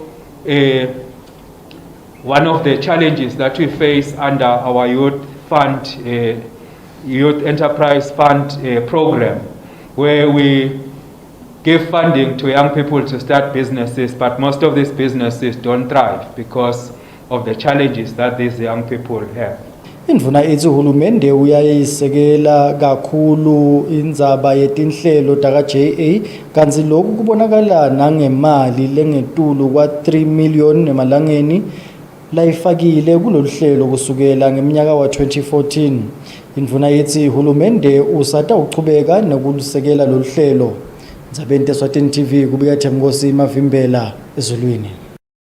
Indvuna yelitiko letekulima Jabulani Mabuza ithi lonke likhaya likwende umkhuba ukuthi libe nengathi yekulima tibhidvo netihlahla tetithelo baphindze babe nemfuyo. Mabuza uthi lokhu kutawusita emaswati ukuthi ayincobe indlala. Lokhu indvuna beyikusho ngesikhathi ivakashele likhaya lakamncina emalandi ngaphansi kwenkhundla yasenkhaba. Idvumisa umsebenzi lomuhle lowendiwa kamncina. Indvuna yelitiko letekulima Jabulani Mabuza ithi akube ngumkhuba kulo lonke likhaya kulima tihlahla tetithelo, tibhidvo kanye nekufuya tilwane letidliwako. Ithi lokhu kutawenta live leSwatini lithuthuke ekutheni likwati kutikhicitela kudla lokwenele. Sithi ke likhaya alibe nengathi, liSwati alikuve kulihlazo umnumzane nje ekhaya noma ke inkosikati ekhaya ngokuthi kungathiwa nje kunelikhaya nali lamncina lelihle kangaka lesilibonako bese kuthiwa kude nje lokulinywa lokuyingathi lakhaya. Akube hlazo nje, akusiko kuhle, akubukeki, akukwenti nokuthi ube ngumnumzane mbamba. Iphindze lihlelo manje likhaya akungendeki nje libe detilwane. Kungabe dimbuti, kungabe dingukhu, ngabe bologwaja akungendeki likhaya lemnumzane libede silwane ngoba nangabe lite leto dinvo leto kusho ukuthi izuka wakho lomncane lomtholako umphala abanye lababalimi kulenye indzawo wena uthuthukisa labanye nje uhlelele nje wena kuthuthukisa labanye so ke likhaya libe naletilwane ithi ke kwekugcina likhaya ngelikhaya alibe netihlahla tetitselo sikubita ngekuthi ngema-fruit trees njengoba nje lakhaya sesibonile la suka khona nani nitibonele le program yahulumende ithi akubede likhaya lelide esihlahla sesithelo. Lilunga lephalamende lenkhundla yasenkhaba zakhele Magongo lithi mukhulu umsebenzi lo wendiwa ngumncina ikakhulu njengoba etithelo setiyabita. Asihlanyeleni lati tihlahla letihlahla especially likotapeni limali. France Mncina longumnikati wemsebenzi uthi nawulima usuke ungadendeli wena kodwa wendela sonke sive. Kusifiso sami ukuthi abantu bathi lokuthi nawe into lenje ngalena utendeli wena. Wendela sive. Wendela sive sonke. Kungako uhulumende etala. Because akusindwe yami. Into yesive. Yena asindwe akamncane. Asindwe akamnisi, asindwe akabani. Ngoba kunemkhutsana lokuthi abantu babuka ukuthi njani. Indlala inawo ukuthi wakabani. Yabona? Live lenkosi. Kufanele sisebenzise ngendlela le right. Mina nami nje ngithi asebenzisane sonke lamala. Sibambisane. Mncina uthi ufise ukuthi agcine sekanetihlahla letitinkhulungwane letingemashumi lamabili kule minyaka lemibili letako kanti ke kulima ingadze ekhaya kusemkhankasweni wahulumende ngekusebenzisa litiko letekulima lapho leli tiko likhutsata onke emaswati ukuthi abe nengadze ngekhathi ekhaya. Lo mkhankaso ke utawuqinisekisa ukuthi live leSwatini liyafinyelela kufeza ligoli lesibili lentuthuko lekhonsako lekucedza indlala ngeminyaka wa 2030. Etindzabeni kubika Phumaphi Msweli eMalandi. Mapalanelo omkhulu etiko letekuvakasha nemvelo John Hlophe uthi umsebenzi lohlose ekuthuthukisa imvelo yakumaloloja esigodini sakahoho kufanele wendiwe ngekubambisana nangekwethembeka. Hlophe bekakhuluma ngesikhathi amele indvuna yaleli tiko ethula libhuku lekusebenta tindzaba temvelo i-Integrated Landscape Management Plan endzaweni yasemaloloja. Litiko letekuvakasha nemvelo seliphakamisa ngalokusemthethweni umsebenzi lohlose kuthuthukisa imvelo kanye nabhukwana wekusebenta enziweni yasemaloloja.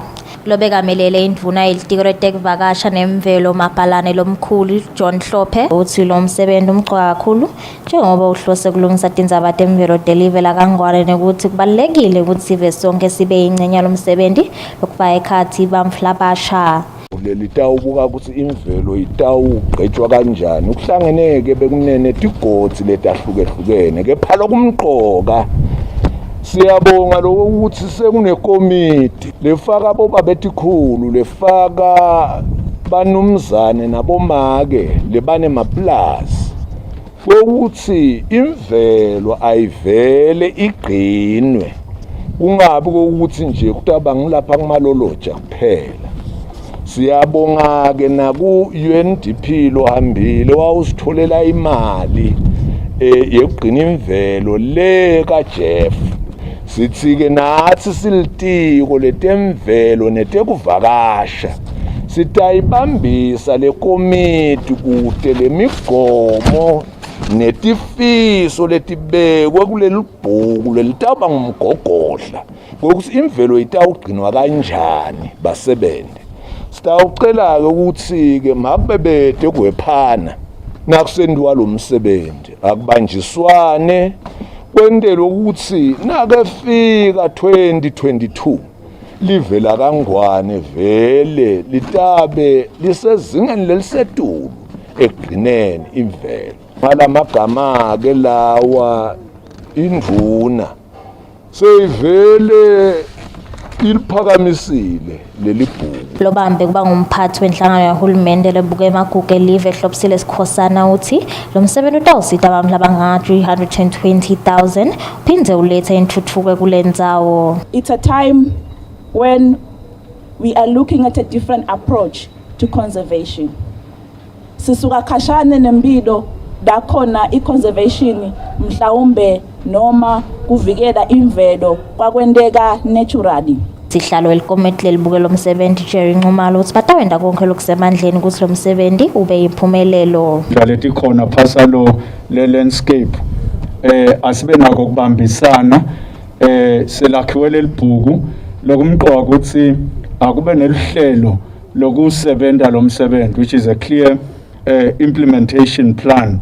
Litiko letekuvakasha nemvelo lithulumende ayedva kuncane langakwenda emisebenzini lehlose konga kanye nekugcina imvelo kepha ngekubambisana kwemimango naso sive seMaswati livela kangwane litawufika emgomeni wekuba ingcenye yemave lahamba embili etindzabeni temvelo. Etindzabeni te-Eswatini TV kubika Temalangeni Dlamini nginamuzi Mkhonda Maloloja. Umphathi wenkampani esinciphetelo MVA Fund David Myeni uthi kubalekile ukuthi eMaswati akhona ukuthola lisito loliphuthumako ngesikhathi atikhanza abhekene netingoti emgwaqweni. Myeni bekekhuluma nakethula indlela lensha yekusebenta kwale nkampani.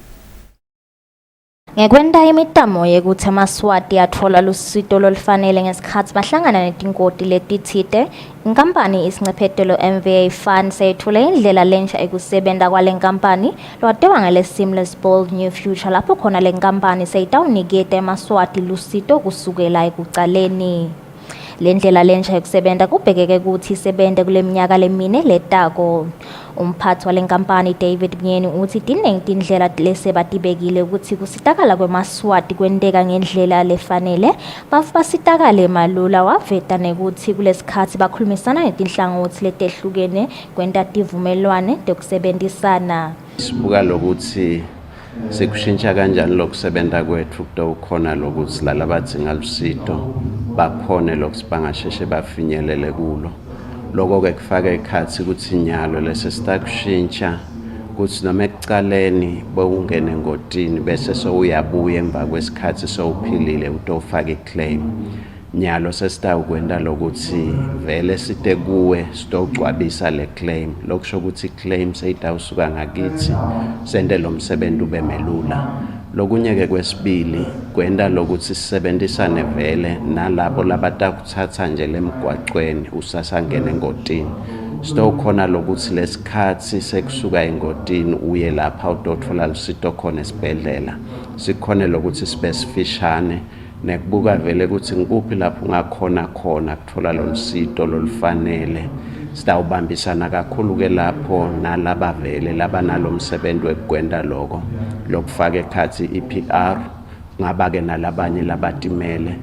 Le nkampani seyisungulene emahhovisi ekunakekela emakhasimende e-customer service care latawutfolakala edolobheni eMbabane kanye nelidolobha lakaManzini lapho khona wonke lonetinkinga athole lusito lolwanele babe nelwati nangendlela yekusebenta kwale nkampani. Etindzabeni kubika Temalangeni Dlamini nginamuzi Mkhonda eMbabane. Emaphoyisa embube nesive sekacale umsebenzi wemalanga lamathathu wekumisa timoto emgwaqweni lapho khona ahlola bucala. Lo msebenzi usukunyiswe inhlangano yemaphoyisa lengamele emaphoyisa lengephansi kwemavela 16 kaSadak. Lo msebenzi ungemalanga lamathathu ucale mhla imfica kule nyanga kanti utophethwa mhla 11 lapho khona emaphoyisa embube nesive aphume ngetinkhani amisa timoto emigwaqweni alwa netinhlobonhlobo tebucala. Umchumanisi wesive nemaphoyisa aphindile Vilakati uthi sive asingatikhanzi sesiphambene nengalo yemthetho kodwa asibambise emaphoyisa ekulweni nebucala. Isikhathi lesi lapho khona live lakangwane sihlanganyela nesifundza sonke sakaSadak sina operation lekuthiwa ibasati operation.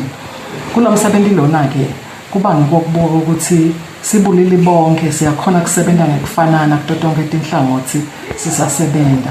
Sibuka ukuthi kude abantu labahlukubetekako ngekwebulili sibuke ke namacala lahambisana nalokho nekukhuthatana nje ukuthi simemetele ukuthi akuphele kuhlukubetana sisaphila etindzaweni tonke.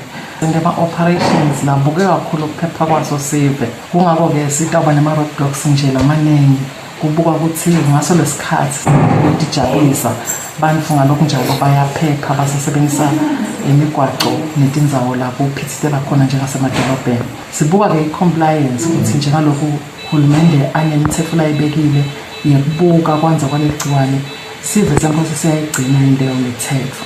Umchumanisi wesive nemaphoyisa uthi lo msebenzi usekela umkhankaso wahulumende lothi nguloyo naloyo ungumgcini walomunye kulweni nemkhuhlane i-COVID-19. Vilakati uthi sive asihloniphe timiso letabekwa betempilo tekulwa nalomkhuhlane. Etindzabeni kubika Sifiso Nxumalo nginasimuva Shongwe eqinisweni. Inhlangano yekuhlela umndeni iFLAS seyihlangene nentsha yesifundza saseshiselweni ibafundzisa ngetindlela intsha lengadlala ngayo inzima ekulweni nekuhlukubetana ngetebulili. Phila Nhlabathi wakaFLAS uthi basakhulumisana nebantfu labasha bacelile ukuthi kute bakhone ukudlala inzima lebande ekulweni nekuhlukubetana ngetebulili kufanele ukuthi timfundziso tekuhlukubetana nekuhlukubeteka tanziswe emimangweni. Inhlangano yekuhlela umndeni iFLAS ibambe umhlangano sikolwa nensha yaseshiselweni lapho bebaxoxisana khona ngetindlela abantu labasha labangadlala ngato inzima lebandi ekulweni nekuhlukubetana. Phila Nhlabathi walenhlangano uthi uma bacwaninga ukuthi kuhlukubetana lokuningi kwenteka kuphi batfola ukuthi kukubantu labasha ekakhulu labathandzanako. Nhlabathi uthi kungako bakukhanze kumcoka ukuthi baxoxisane nensha batfole tisombululo. Sesitophetha umsebenzi lebesukumisile kunayo i-raise awareness ngale gender based violence. Namhla thothi sitawuphetha ngenkulumiswano lapha sibukele ukuthi labantu balashiselweni batawuhlala nabo MP babo bakhulumisane kubukele khambe ukuthi kahle kahle singayinqoba kanjani because impilo nalebukete live lonke siyasiba engage abantu labasha ikakhulu thina vele lesibuke bona ungakhulumela nje mhlambe abantu labadzala kuphela but nabantu labasha nabo live labo alibe khona ikakhulu nje kulomkhankaso because we can vele ufocusa kakhulu la kulabantu labasha uthi lo mkhankaso labantu labasha bakhulumele ukuthi bona bafuna Mapalane wesifundza saseshiselweni Zwakele Dlamini uthi tinombolo tekuhlukubetana tikhule ngendlela leshacisako solo kubhetfuke umkhuhlane i-COVID-19. Dlamini uthi kuxoxisana nebantfu labasha ngale tindzaba tekuhlukubetana kutosita ekunciphiseni lizinga lekuhlukubetana. Nasibuke eshiselweni ma cases labe khona abe 1681 between September and now. It's very alarming and ikakhulu kulesikhathi se-COVID kubonakele ukuthi lama cases vele ayenyuka. Umhlonishwa DPM lamhla itolo ukhuthathile ukuthi insha sekudinga ukuthi kuqale ema-networks lapho insha etikolweni itawufundzisa ukuthi no lijaha budvodza bakho no indvodza akufanele ukuthi uye la emaseleni ushaye ebosisi.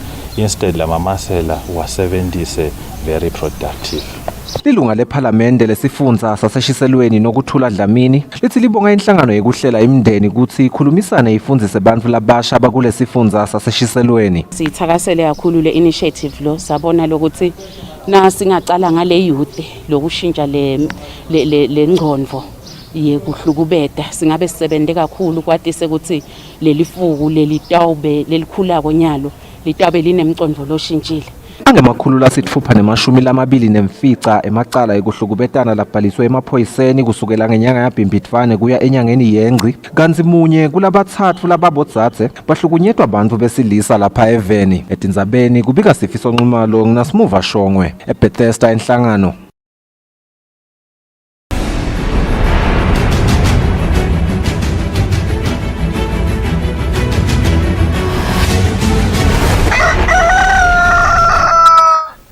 Mbukeli kulesikhathi sitawubuka tindzaba temidlalo.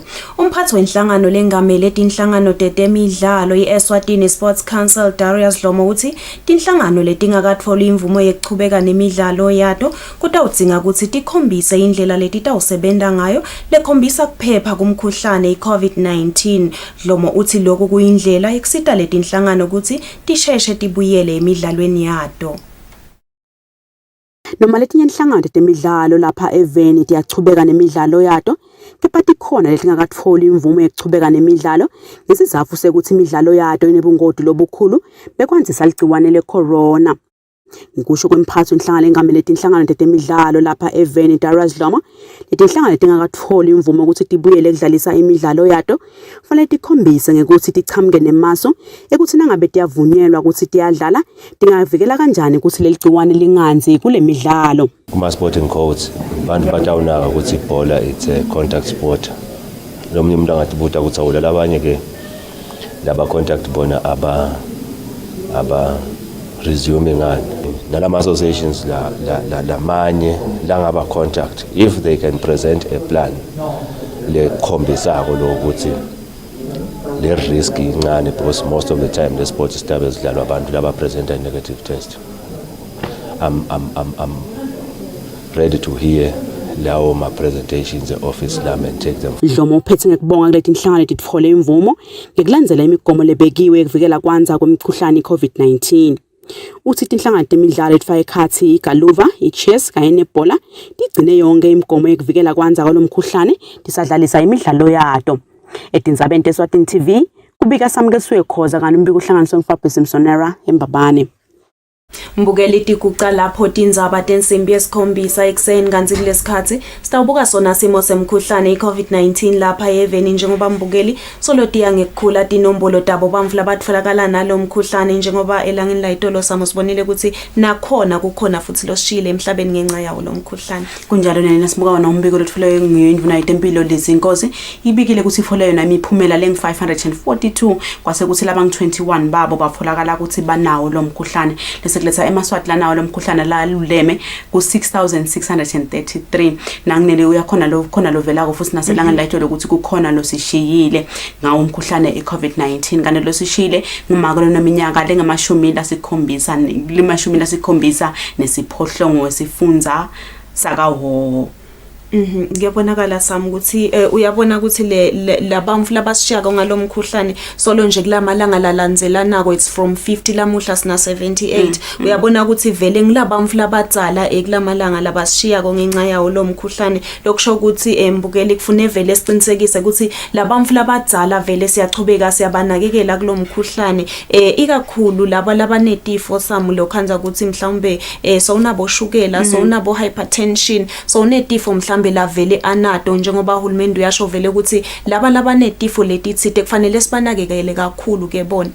Kunjalo nele kungumsebenzi wami nawe nelithine lesivukelako simitha abantu everyday kuthi nasijika phela sibuyela emakhaya kulabamfu labadzala asiqinisekise ngoba nele ngeke wathi ithi COVID ngiyithethephi mhlawumbe ngihambile ngaye edolobheni nele ngisukile lamsakade notithombe ngaye edolobheni ngasuka maybe ngaye isitolo lesithite ngewathi vele lo mkhuhlane uthethephi nawufika ekhaya ke qinisekisa ukuthi impahla letigcokile nele baya advisor betempilo ukuthi zama ukuthi nawufika ekhaya ufike utikhumule nele utibeke la utibeka khona nema mask efunele siwawashe ngemanti la futhumele nema mask efuzivele shine siyathi yebo sivele shine embombini isitshela ukuthi i mask efusehlobile uyasho mhlaplangene ukuthi at least sebenzisa emanti lashisako bese ufaka nayo ke insipho ukuze lamagciwane atokuphela ikakhulu kade ngathi ama mask efunele khona lo bekisile ukuthi solo sagcoka ema mask anga April kuze kufike lesikhathi leso solo sifaka ema mask it's been how many months solo sifaka la mask umgcwazi asibawashisise ke nangabe soqhubeka siwagcoke njalo. No kuyevakala sami ngicabanga ukuthi you are making a very good point mbukeli kulesikhathi lesi sitawubuka ngeminyaka ukuthi ku 0 to 9 years kude lotholakala nalo mkhuhlane 10 to 19 years kude lotholakala nalo mkhuhlane 20 to 29 years utholakele munye esifundzeni sakahoho anetimpawu letingabonakali bese kuthi watholakala lo munye kamanzini anetimpawu letiphansi watholakala munye eshiselweni anetimpawu letiphansi bathathu abantu labatholakale nawo lo mkhuhlane ku 30 to 39 years kutholakale munye esifundzeni saselibonjeni anetimpawu letingabonakali kamanzini kwatholakala munye nakhona anetimpawu letingabonakali kwasekuthika ho kwatholakala babili banetimpawu letiphansi kwasekuthika kamanzini kwatholakala babili bathathu banetimpawu letiphansi basikhombisa bamfu labatholakale nawo lo mkhuhlane 40 to 49 babili batholakale kahoho banetimpawu letingabonakali bese kuthi munye watholakala elibonjeni anetimpawu letingabonakali namunye futhi watholakala kamanzini anetimpawu letingabonakali babili batholakala kahoho banetimpawu letiphansi kwase kuthi munye watholakala kamanzini anetimpawu letiphansi basithupha abamfula abatholakala nemkhuhlane ku40 to 49. Kunjalo neli namuhla isakhumbula sinelelangeni la itolo lethebula lefu bengathi lilibandi kakhulu. Yes, akakhona asymptomatic, akhona mild, akhona moderate, akhona na severe as well. Namuhla sibuka nje igaba letimbili kuphela ngasymptomatic na mild. Njengoba now moving on 50 to 59 bathafu khona labafolakele. Munye lofolakele esifundzeni sakaho angadikhombisi itimpawu. Kwase kuthi babili bafolakala esifundzeni sakamanzini banetimpawu letibonakala ngobuke phathing leto letiphansi. 60 to 69 babili khona labafolakele bobabili bafolakala esifundzeni sakaho banetimpawu letibonakala ngoke phathi phansi. 70 to 79 kude lofolakele 80 plus kude lofolakele kuyasifokotisa nilena sithi siya kule minyaka lena ebamfini befula abadzala sikhanze sithi lomkhuhlane inombolo iyancipha labafolakala nawo neli njengoba sisho ukuthi kufuna ukuthi vele sichubeke sibanakekele. Kanti Samo lokunye lesikubonayo iyancipha le nombolo but labamfula basishiya emhlabeni yabona sami ukuthi ngilabacala lapha kubo 50 to 59 to bona labo 70 lokusho kona ukuthi lo mumfu lomdzala yena nasenje awutholile lo mkhuhlane uvele bese sowusheshe uyamlimata. That's why uhulumende vele ahlala agcizelela kona lokuthi labamfula abadzala abanakekelwe, not to say ukuthi uhulumende lalamanye ema ages awangadinakekeli, kepha uthi bona ukhanza ukuthi vele sebanako lokugula, ukhanza ukuthi bona seba more vulnerable because lo mkhuhlane ufike ubashaye kakhulu. Ngiko nje lesigcizelelako emaswatini nathi ngekulekelela yena uhulumende ukuthi asichubeke siphephe kulomkhuhlane wonke umuntu, singabuki nje ukuthi umkhuhlane ukamanzini, umkhuhlane ukahoho lapho khona tinombolo tisetulu khona, ngoba siyabona ukuthi tonke tifundza uyakhanza ukuthi ngelilanga tiyakhula letinombolo. Kunjalo neli itolo besteka yona indzaba yakomakhelwane eNingizimu Afrika nelilanga bengelilanga linye kutoshona abantu labang 173 ngawo lo mkhuhlane. Uyabona ukuthi kubi kakhulu, kuyadzinga ukuthi sivele sisive semaswati sichubeke sitinake kakhulu. Njengoba nasibuka abantu labalashela lo mkhuhlane lapha eveni bathi 265 lesebaluleme bathi 6221 ma recoveries efunele sola achubeka abamahle kakhulu silive. Abantu labashile emhlabeni bang 126 lababhalisele kunakekelwa bang 21, then itotal yefu ithi 6633. Sithi nje kuso sive semaswati it's not all doom and gloom. Akusho ukuthi njengoba mhlawumbe sibona inombolo dikhula siyathi ukuthi mhlawumbe information lesitholako mhlawumbe nasibuka nasemaveni angeshare kungaba ngathi lo mkhuhlane kungaba overwhelming. Ungagcina sowufisa nekuthi usaluvala ungasabukeli, but nangabe sitawuchubeka silandzele letimiso tahulumende live leSwatini mbukeli lingakhona ukuthi liuncobe lo mkhuhlane, njengoba siyawabona emaswati ukuthi cha impela ayetama kulandzela timiso tahulumende. Nyalo kugeza tandla sami awusatshelwa ngumuntu nawufika nje endlini uyathi uthi kumele ngicale kuphi ungathinzi lutho lokusho kona ukuthi sesiyadayela lokuthi vele sesiphila kanjena nyalo. Kunjalo nelihulumende welive laseSwatini solo uyasho ukuthi bani ngumgcini wesive nebani ngumgcini walomunye umumvu kude utokhona kumphephisa kulomkhuhlane nelinhleti nawe lana ngengadi ukuthi mhlambeni kunesifo thite losina kune coexisting condition lonayo ngeke ngize ngadi sengubeka engotini ukuthi lo mkhuhlane ugcine sokulimata. Njengoba nesibuka ngegender kubamfu labanawo lo mkhuhlane lapha eveni ku 0 to 9 years kuhamba embili ema males athi 171 ema females efo athi 165, and then itotal lana ithi 336, and then 10 to 19 years kuhamba embili ema females asi 337 ema males efo asi 249, and then itotal efo ithi 586. 20 to 29 kuhamba embili ema females, i difference inkulwana between females and males ku 20 to 29 njengoba ema females efo asi 767 ema males asi 594, and then itotal efo ithi 1361.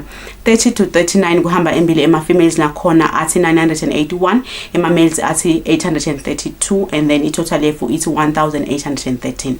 Mbukeli nasibuka 40 to 49 years ema males ak 645 ngiwola hamba embili ema females ak 597, itotal ithi 1242. 50 to 59 years ema males ak 402 ahamba embili ema females ak 364, itotal ithi 766. Bese kuthi 60 to 69 years ema males ak 100 148, ema-females ahamba embili aku-191, itotal ithi 339. 70 to 79 years ema-males aku-86 ahamba embili, ema-females aku-65, itotal ithi 151. 80 plus ema-males athi 12, ema-females ahamba embili aku-27, itotal ithi 39. Kanti itotal ema-males lasakaba nawo la mkhuhlane nalanawo ithi 3,139, ema-females athi 3,494. Siyabona samu ku-80 plus at least isolo kumile kude bamfula batholakale nawo lo mkhuhlane. Kunjalo Neli, njengoba Neli mhlakuhlangene uyasho ukuthi kulesikhathi lesi Neli kuvame ukuthi nangithi kuyafolakala ukuthi umkhuhlane i-COVID-19 inawo bese sengiyaphenika Neli. Uthi umuntu lothi nakagula angafuni kwesekela ngidofuna thina Neli mane ubuye ungihlole at least into ivela lelo thambo around. Uyasho ukuthi asizameni phela thina sofolakele lo mkhuhlane unawo. Distance ebamvini Neli asisho ukuthi bamvu bangakuhloli but kwesha kulabamvu ukuze utokhona ukuthi nabonele ubaphephise kulo mkhuhlane. Mhlabuhlangene samuphinza asho ukuthi kungathi lela social distancing kulabanye bamfalivakali kahle kepha nje asesithi physical distancing akusho ukuthi ngeke bakuhlole sekunabo Zoom batakushayela bakuvusele ngetindlela tabo tebuchwephesha ukuthi nje ngeke nibonane ngoba phela utivikela wena uphinze uvikele sona sive lokusho kona ukuthi nangabe vele sotholakala ukuthi unato leti impawu talomkhuhlane kumcoka lokuthi hlalela lapha mhlawumbe uze urecover, not to say sesiya isolate because asisakuthanzi but ngilesimo lokuso uta recover ubuye uhlale nabo bantu sike seva nakusaqala lo mkhuhlane ukuthi bantu bebatesta nje positive bese soyabakhanza futhi bayahamba edolobheni livekela kwekhuta lokho sekungcono nyalo akusendeki vele because emaswata kithi sekaya understand lo mkhuhlane nyalo ukuthi uyingoti kanganani. Kunjalo Neli sibone kulamanye amavevele baboshwa abantu labatshela sibone umkhuhlane i-COVID-19 sofolakele unawo so uyaphike ebamfini asisho ukuthi uphephisa labanye bamvu nelilungelo lami ukuthi ungiphephise from kuwo lo mkhuhlane njengoba nasibuka ngetifunza tethu sifunza sakamanzini so siyachubeka sihamba embili sithi 3031 kulandzele hoho yena uthi 2497 kulandzele lubombo luthi 571 kulandzele ishiselo ithi 530. Siyabona manzini vele ile mark ya 3000 so irichile kanti ke siyambona naho ukuthi uyeda vele bamfu bachubeka bayatholakala nalo mkhuhlane sethembe nje ukuthi emaswati atawuchubeka samu ativikele kuwo lo mkhuhlane kanti ke emaswati lamahle besilethe sona simo semkhuhlane i-COVID-19 lapha yeveni kulesikhathi sidawo ititolo nasibuya umlingano wami samkelisiwe kukhoza ubuya nabo baka TV license labatasichazela kabanti ukuthi engabe vele umthelo wamabona kuze kufanele ukuthi siubhadale kanjani. Hlala nathi mbukela ungayinzawo.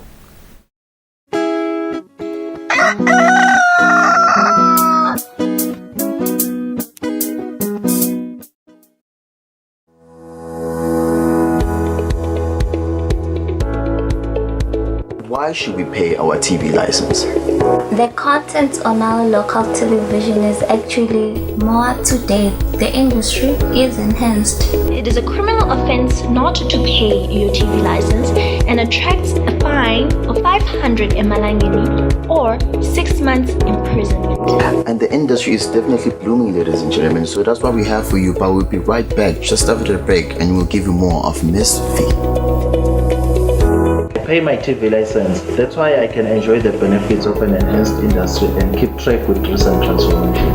Mommy, who paid for a TV license and what are they paying for? The owners of TV set and a gadget with a tuner like DVD set have to pay. Pay your TV license at NetBank with the details provided on screen. Or use your cell phone via the mobile money pay. You could also visit your nearest post office and pay there. Pay your TV license via Eswatini mobile imali. Any TV device retailer can purchase a license to trade. Pay your TV license and enhance the industry.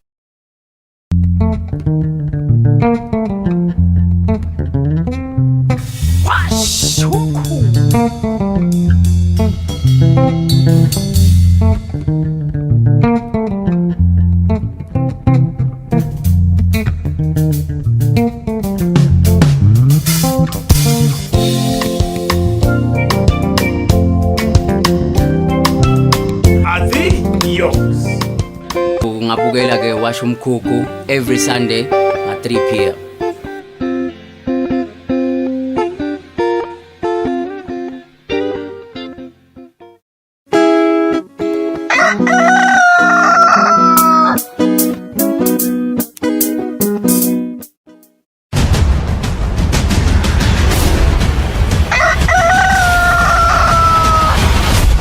Malanga lamahle, welcome back. So lesiqhubeka nalo luhlelo Kusile breakfast show ngoLwesihlanu. Sanimukela nani Maswahle Nsanza kuvulela wona umsakato wato Tithombe etinkundleni tefuthi ekuxhumana nani siyanemukela. Sethembisile ukuthi sabe sinalo libandla libuthi umthelo wamabona kuthe lapha evenda Eswatini. Sesinalo buketa inhlelo kokhona ka TV license Mordecai Donga. Sokuvathi engabe vele kulesikhathi lesi nang 31 December uyashaya kwendekani. Nangidawuchamuka mina mhlambe eminyakeni lotako emkhathini eminyaka ngisindobhadala wona umthelo wamabona kuthe kutawendekani kimi. Mr Donga siyakumukela hlela next Mbusele mbuyele ekhaya njani sam? Siyaphila Mr Donga. Yebo. Asivele singene Mr Donga maybe sicale ngawe ama renewal umthelo wamabona kuze. Okay. I think lama renewal umthelo wamabona kuze so due mhla ka 31 December. So onke lo muntu wobhadele for their TV licenses this year. They have to go out there and renew for their television licenses because they are expiring, in 2 weeks time to be precise. Yes. So Mr Donga kwendeka nang 31 December so niyasicezelela nelibandla ukuthi kufuna umthelo mabona kuthi siubhadala nang 31 December uyashaya labanye sebavele babhadele labanye ngeke bakhona ukubhadala batawuchamuka maybe eminyakeni lotako emkhathini weminyaka nje lesibadobhadala umthelo wabo wamabona kuthi kutawendekani. Okay, asibonge Sam for that question. In terms of the law, which is the Swaziland Television Authority Act of 1983, a television license once issued expires on the 31st of December of that year of issue. Meaning to say, if you have a license at home right now, rather if you have a television device and you are in possession of a license, that license is expiring in 2 weeks' time. Except of course for those that possibly bought a TV yesterday or are buying a TV today or bought a TV during the course of the year. So what happens in terms of the law is that a new issue is valid for 12 months. So for those that bought TVs this year, their renewal year is after 12 months, that is next year in 2021. But for those that we're renewing their television licenses. Of course, if you come on the 1st of January, that means that will be a late payment, and it attracts a penalty of 50% of the actual television license fee. So what we are doing as an office is trying to urge everybody who is in possession of a television license, rather who is in possession of a television device, and that device being licensed, that they should ensure that they pay on time.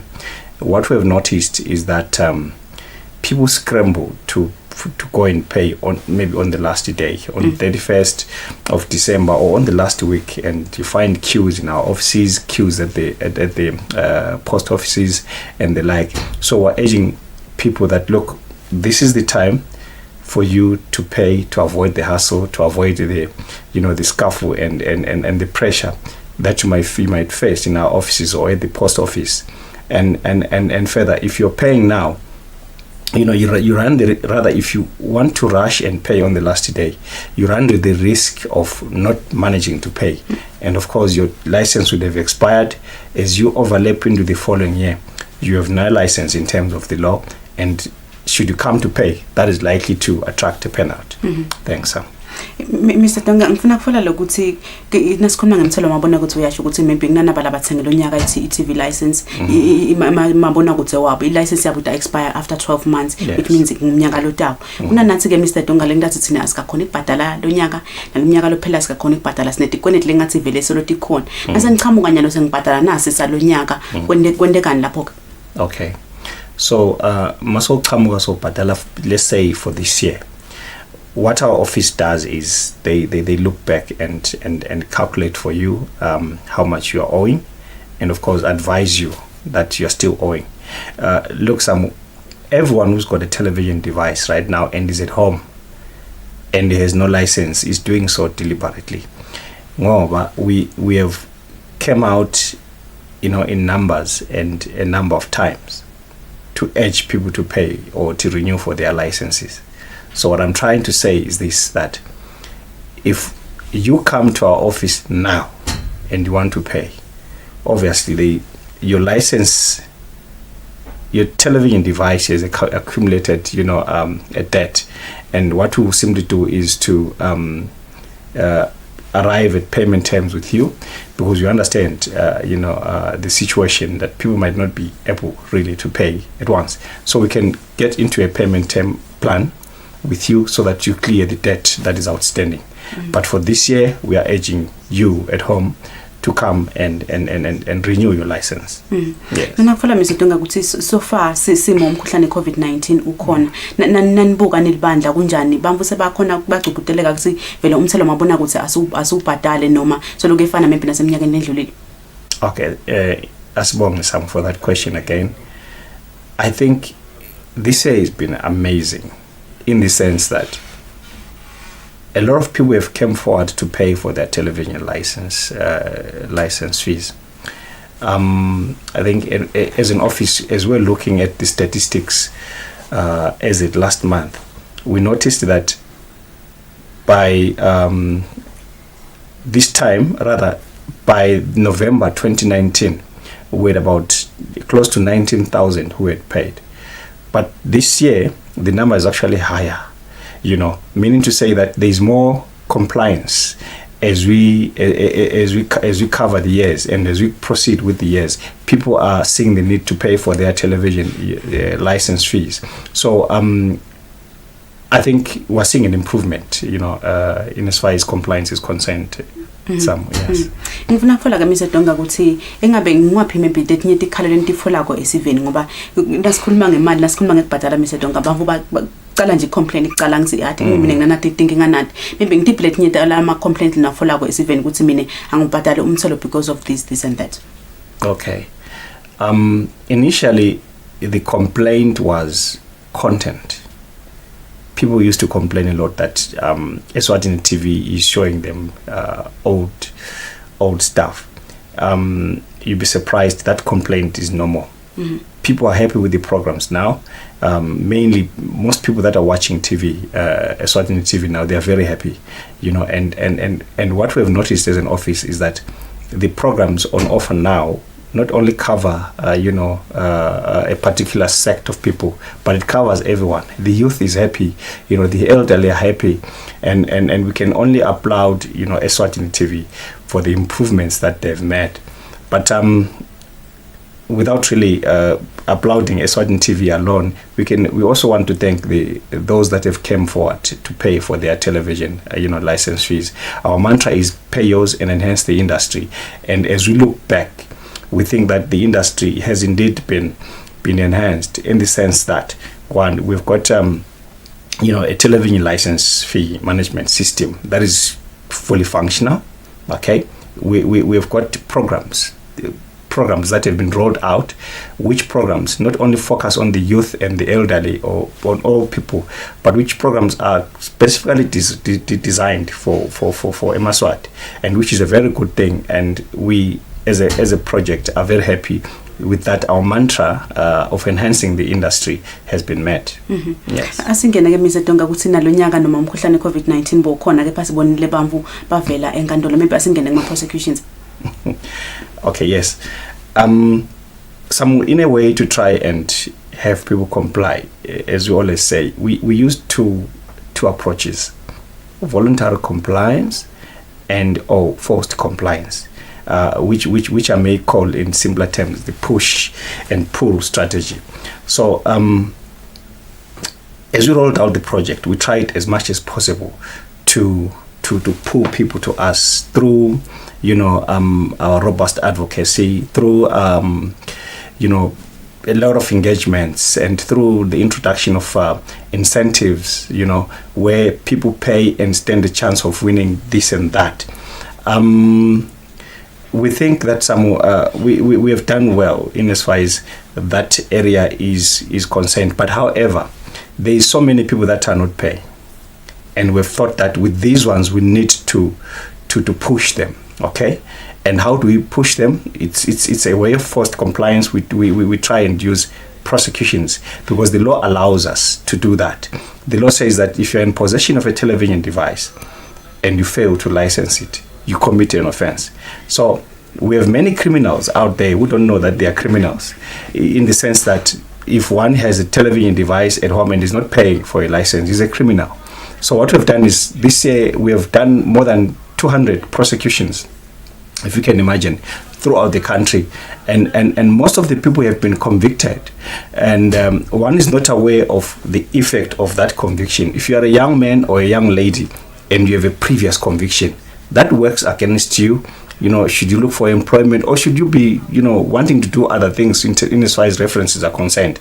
So we urge people to comply in as much as possible, so that these prosecutions don't take place. But we won't stop, as I've already said, won't stop. We've got some that are lined up for next week in, I think it's in Klangano and Pigs Peak. However, prosecutions are not our way of functioning as an office. We use these as a last resort. When you see us prosecuting an individual, we would have really made a lot of effort to make that person pay, and that person would have really negatively responded. So as an office, I think we try and engage people to make them pay, or to make them assign some acknowledgement of debts in a bid to try and avoid these prosecutions. Now Mr. Donga, ngifuna kufola ukuthi engabe laba lesebafika embi kwenkantolo ngilaba kanjani lokho enza sithi kwenedict maybe inkulu kuneminyaka ngabhadala umthelo wamabona ukuthi noma nanami nje ngingabhadala umnyaka munye ngiyavela embi kwenkantolo. It's not really somebody who is owing a lot of money. Anyone who is owing for TV license is a criminal, and we've taken them to court. If you're owing for 1 year, which is 180 if you have one device, or 360 if you have got 2 devices. If we engage you and you refuse to pay, we'll obviously take you to court. So the issue of quantum, the quantum that one is owing, does not really matter, because a crime is a crime. There is no bigger or greater, or smaller crime. I think what matter, these are issues for consideration maybe when the magistrate or the court wants to sentence. But for us, a crime is a crime. Some have been taken to court owing as huge amounts as 5,000 Temalangen. Some have been taken to court owing a very small amount, as for example a penalty fee of 90 Malanga. Mr. Tonga, plans now moving forward at senior TV license. Okay, we have got great plans, for this project and for our viewers. Speaking on behalf of our principal, what we want is to see an industry that is fully operational and that is fully functioning, and this starts from grassroots. By grassroots, I mean this starts from an individual at home deciding that, look, let me just go and make my contribution to the enhancement of the industry. The enhancement of the industry leads to a lot of employment. The enhancement of the industry leads to economic growth. But it starts small. It starts with your contribution, at home. So contribute, take a part, play a role. As Eswazi, go out there and pay that 180 Emalangwen. It might look like a small amount, but it's very big. It contributes to the bigger picture. Mr. Tonga, thank you so much. Malanga lamahle besihlesana naye Mordecai Donga lothuma khona ebandleni elibutha umthelo wamabona kuze yasigcizelela ukuthi nanku 31 December uyashaya phela sikubhadalene umthelo wethu wamabona kuze kulesikhathi samanje siyayitolo sibese laphetha luhlelo Kusile. Good morning.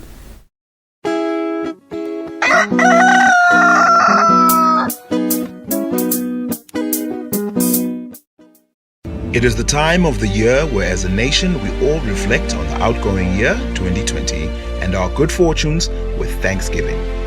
As we appreciate and value your continued patronage, management and staff of Eswatini TV would like to take this opportunity to wish His Majesty King Mswati III, the Queen Mother in Ndlovukazi, all Eswatini TV loyal viewers and our partners and stakeholders a Merry Christmas, a safe, healthy and a happy crossover into the new year.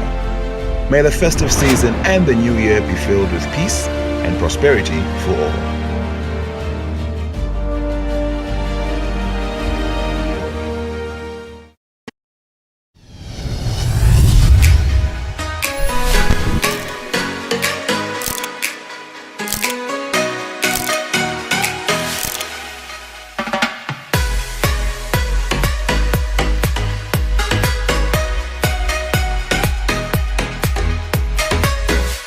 Watch the brightest talent search in the land on Eswatini TV every Sunday at 5 p.m. The Spotlight. Put me on.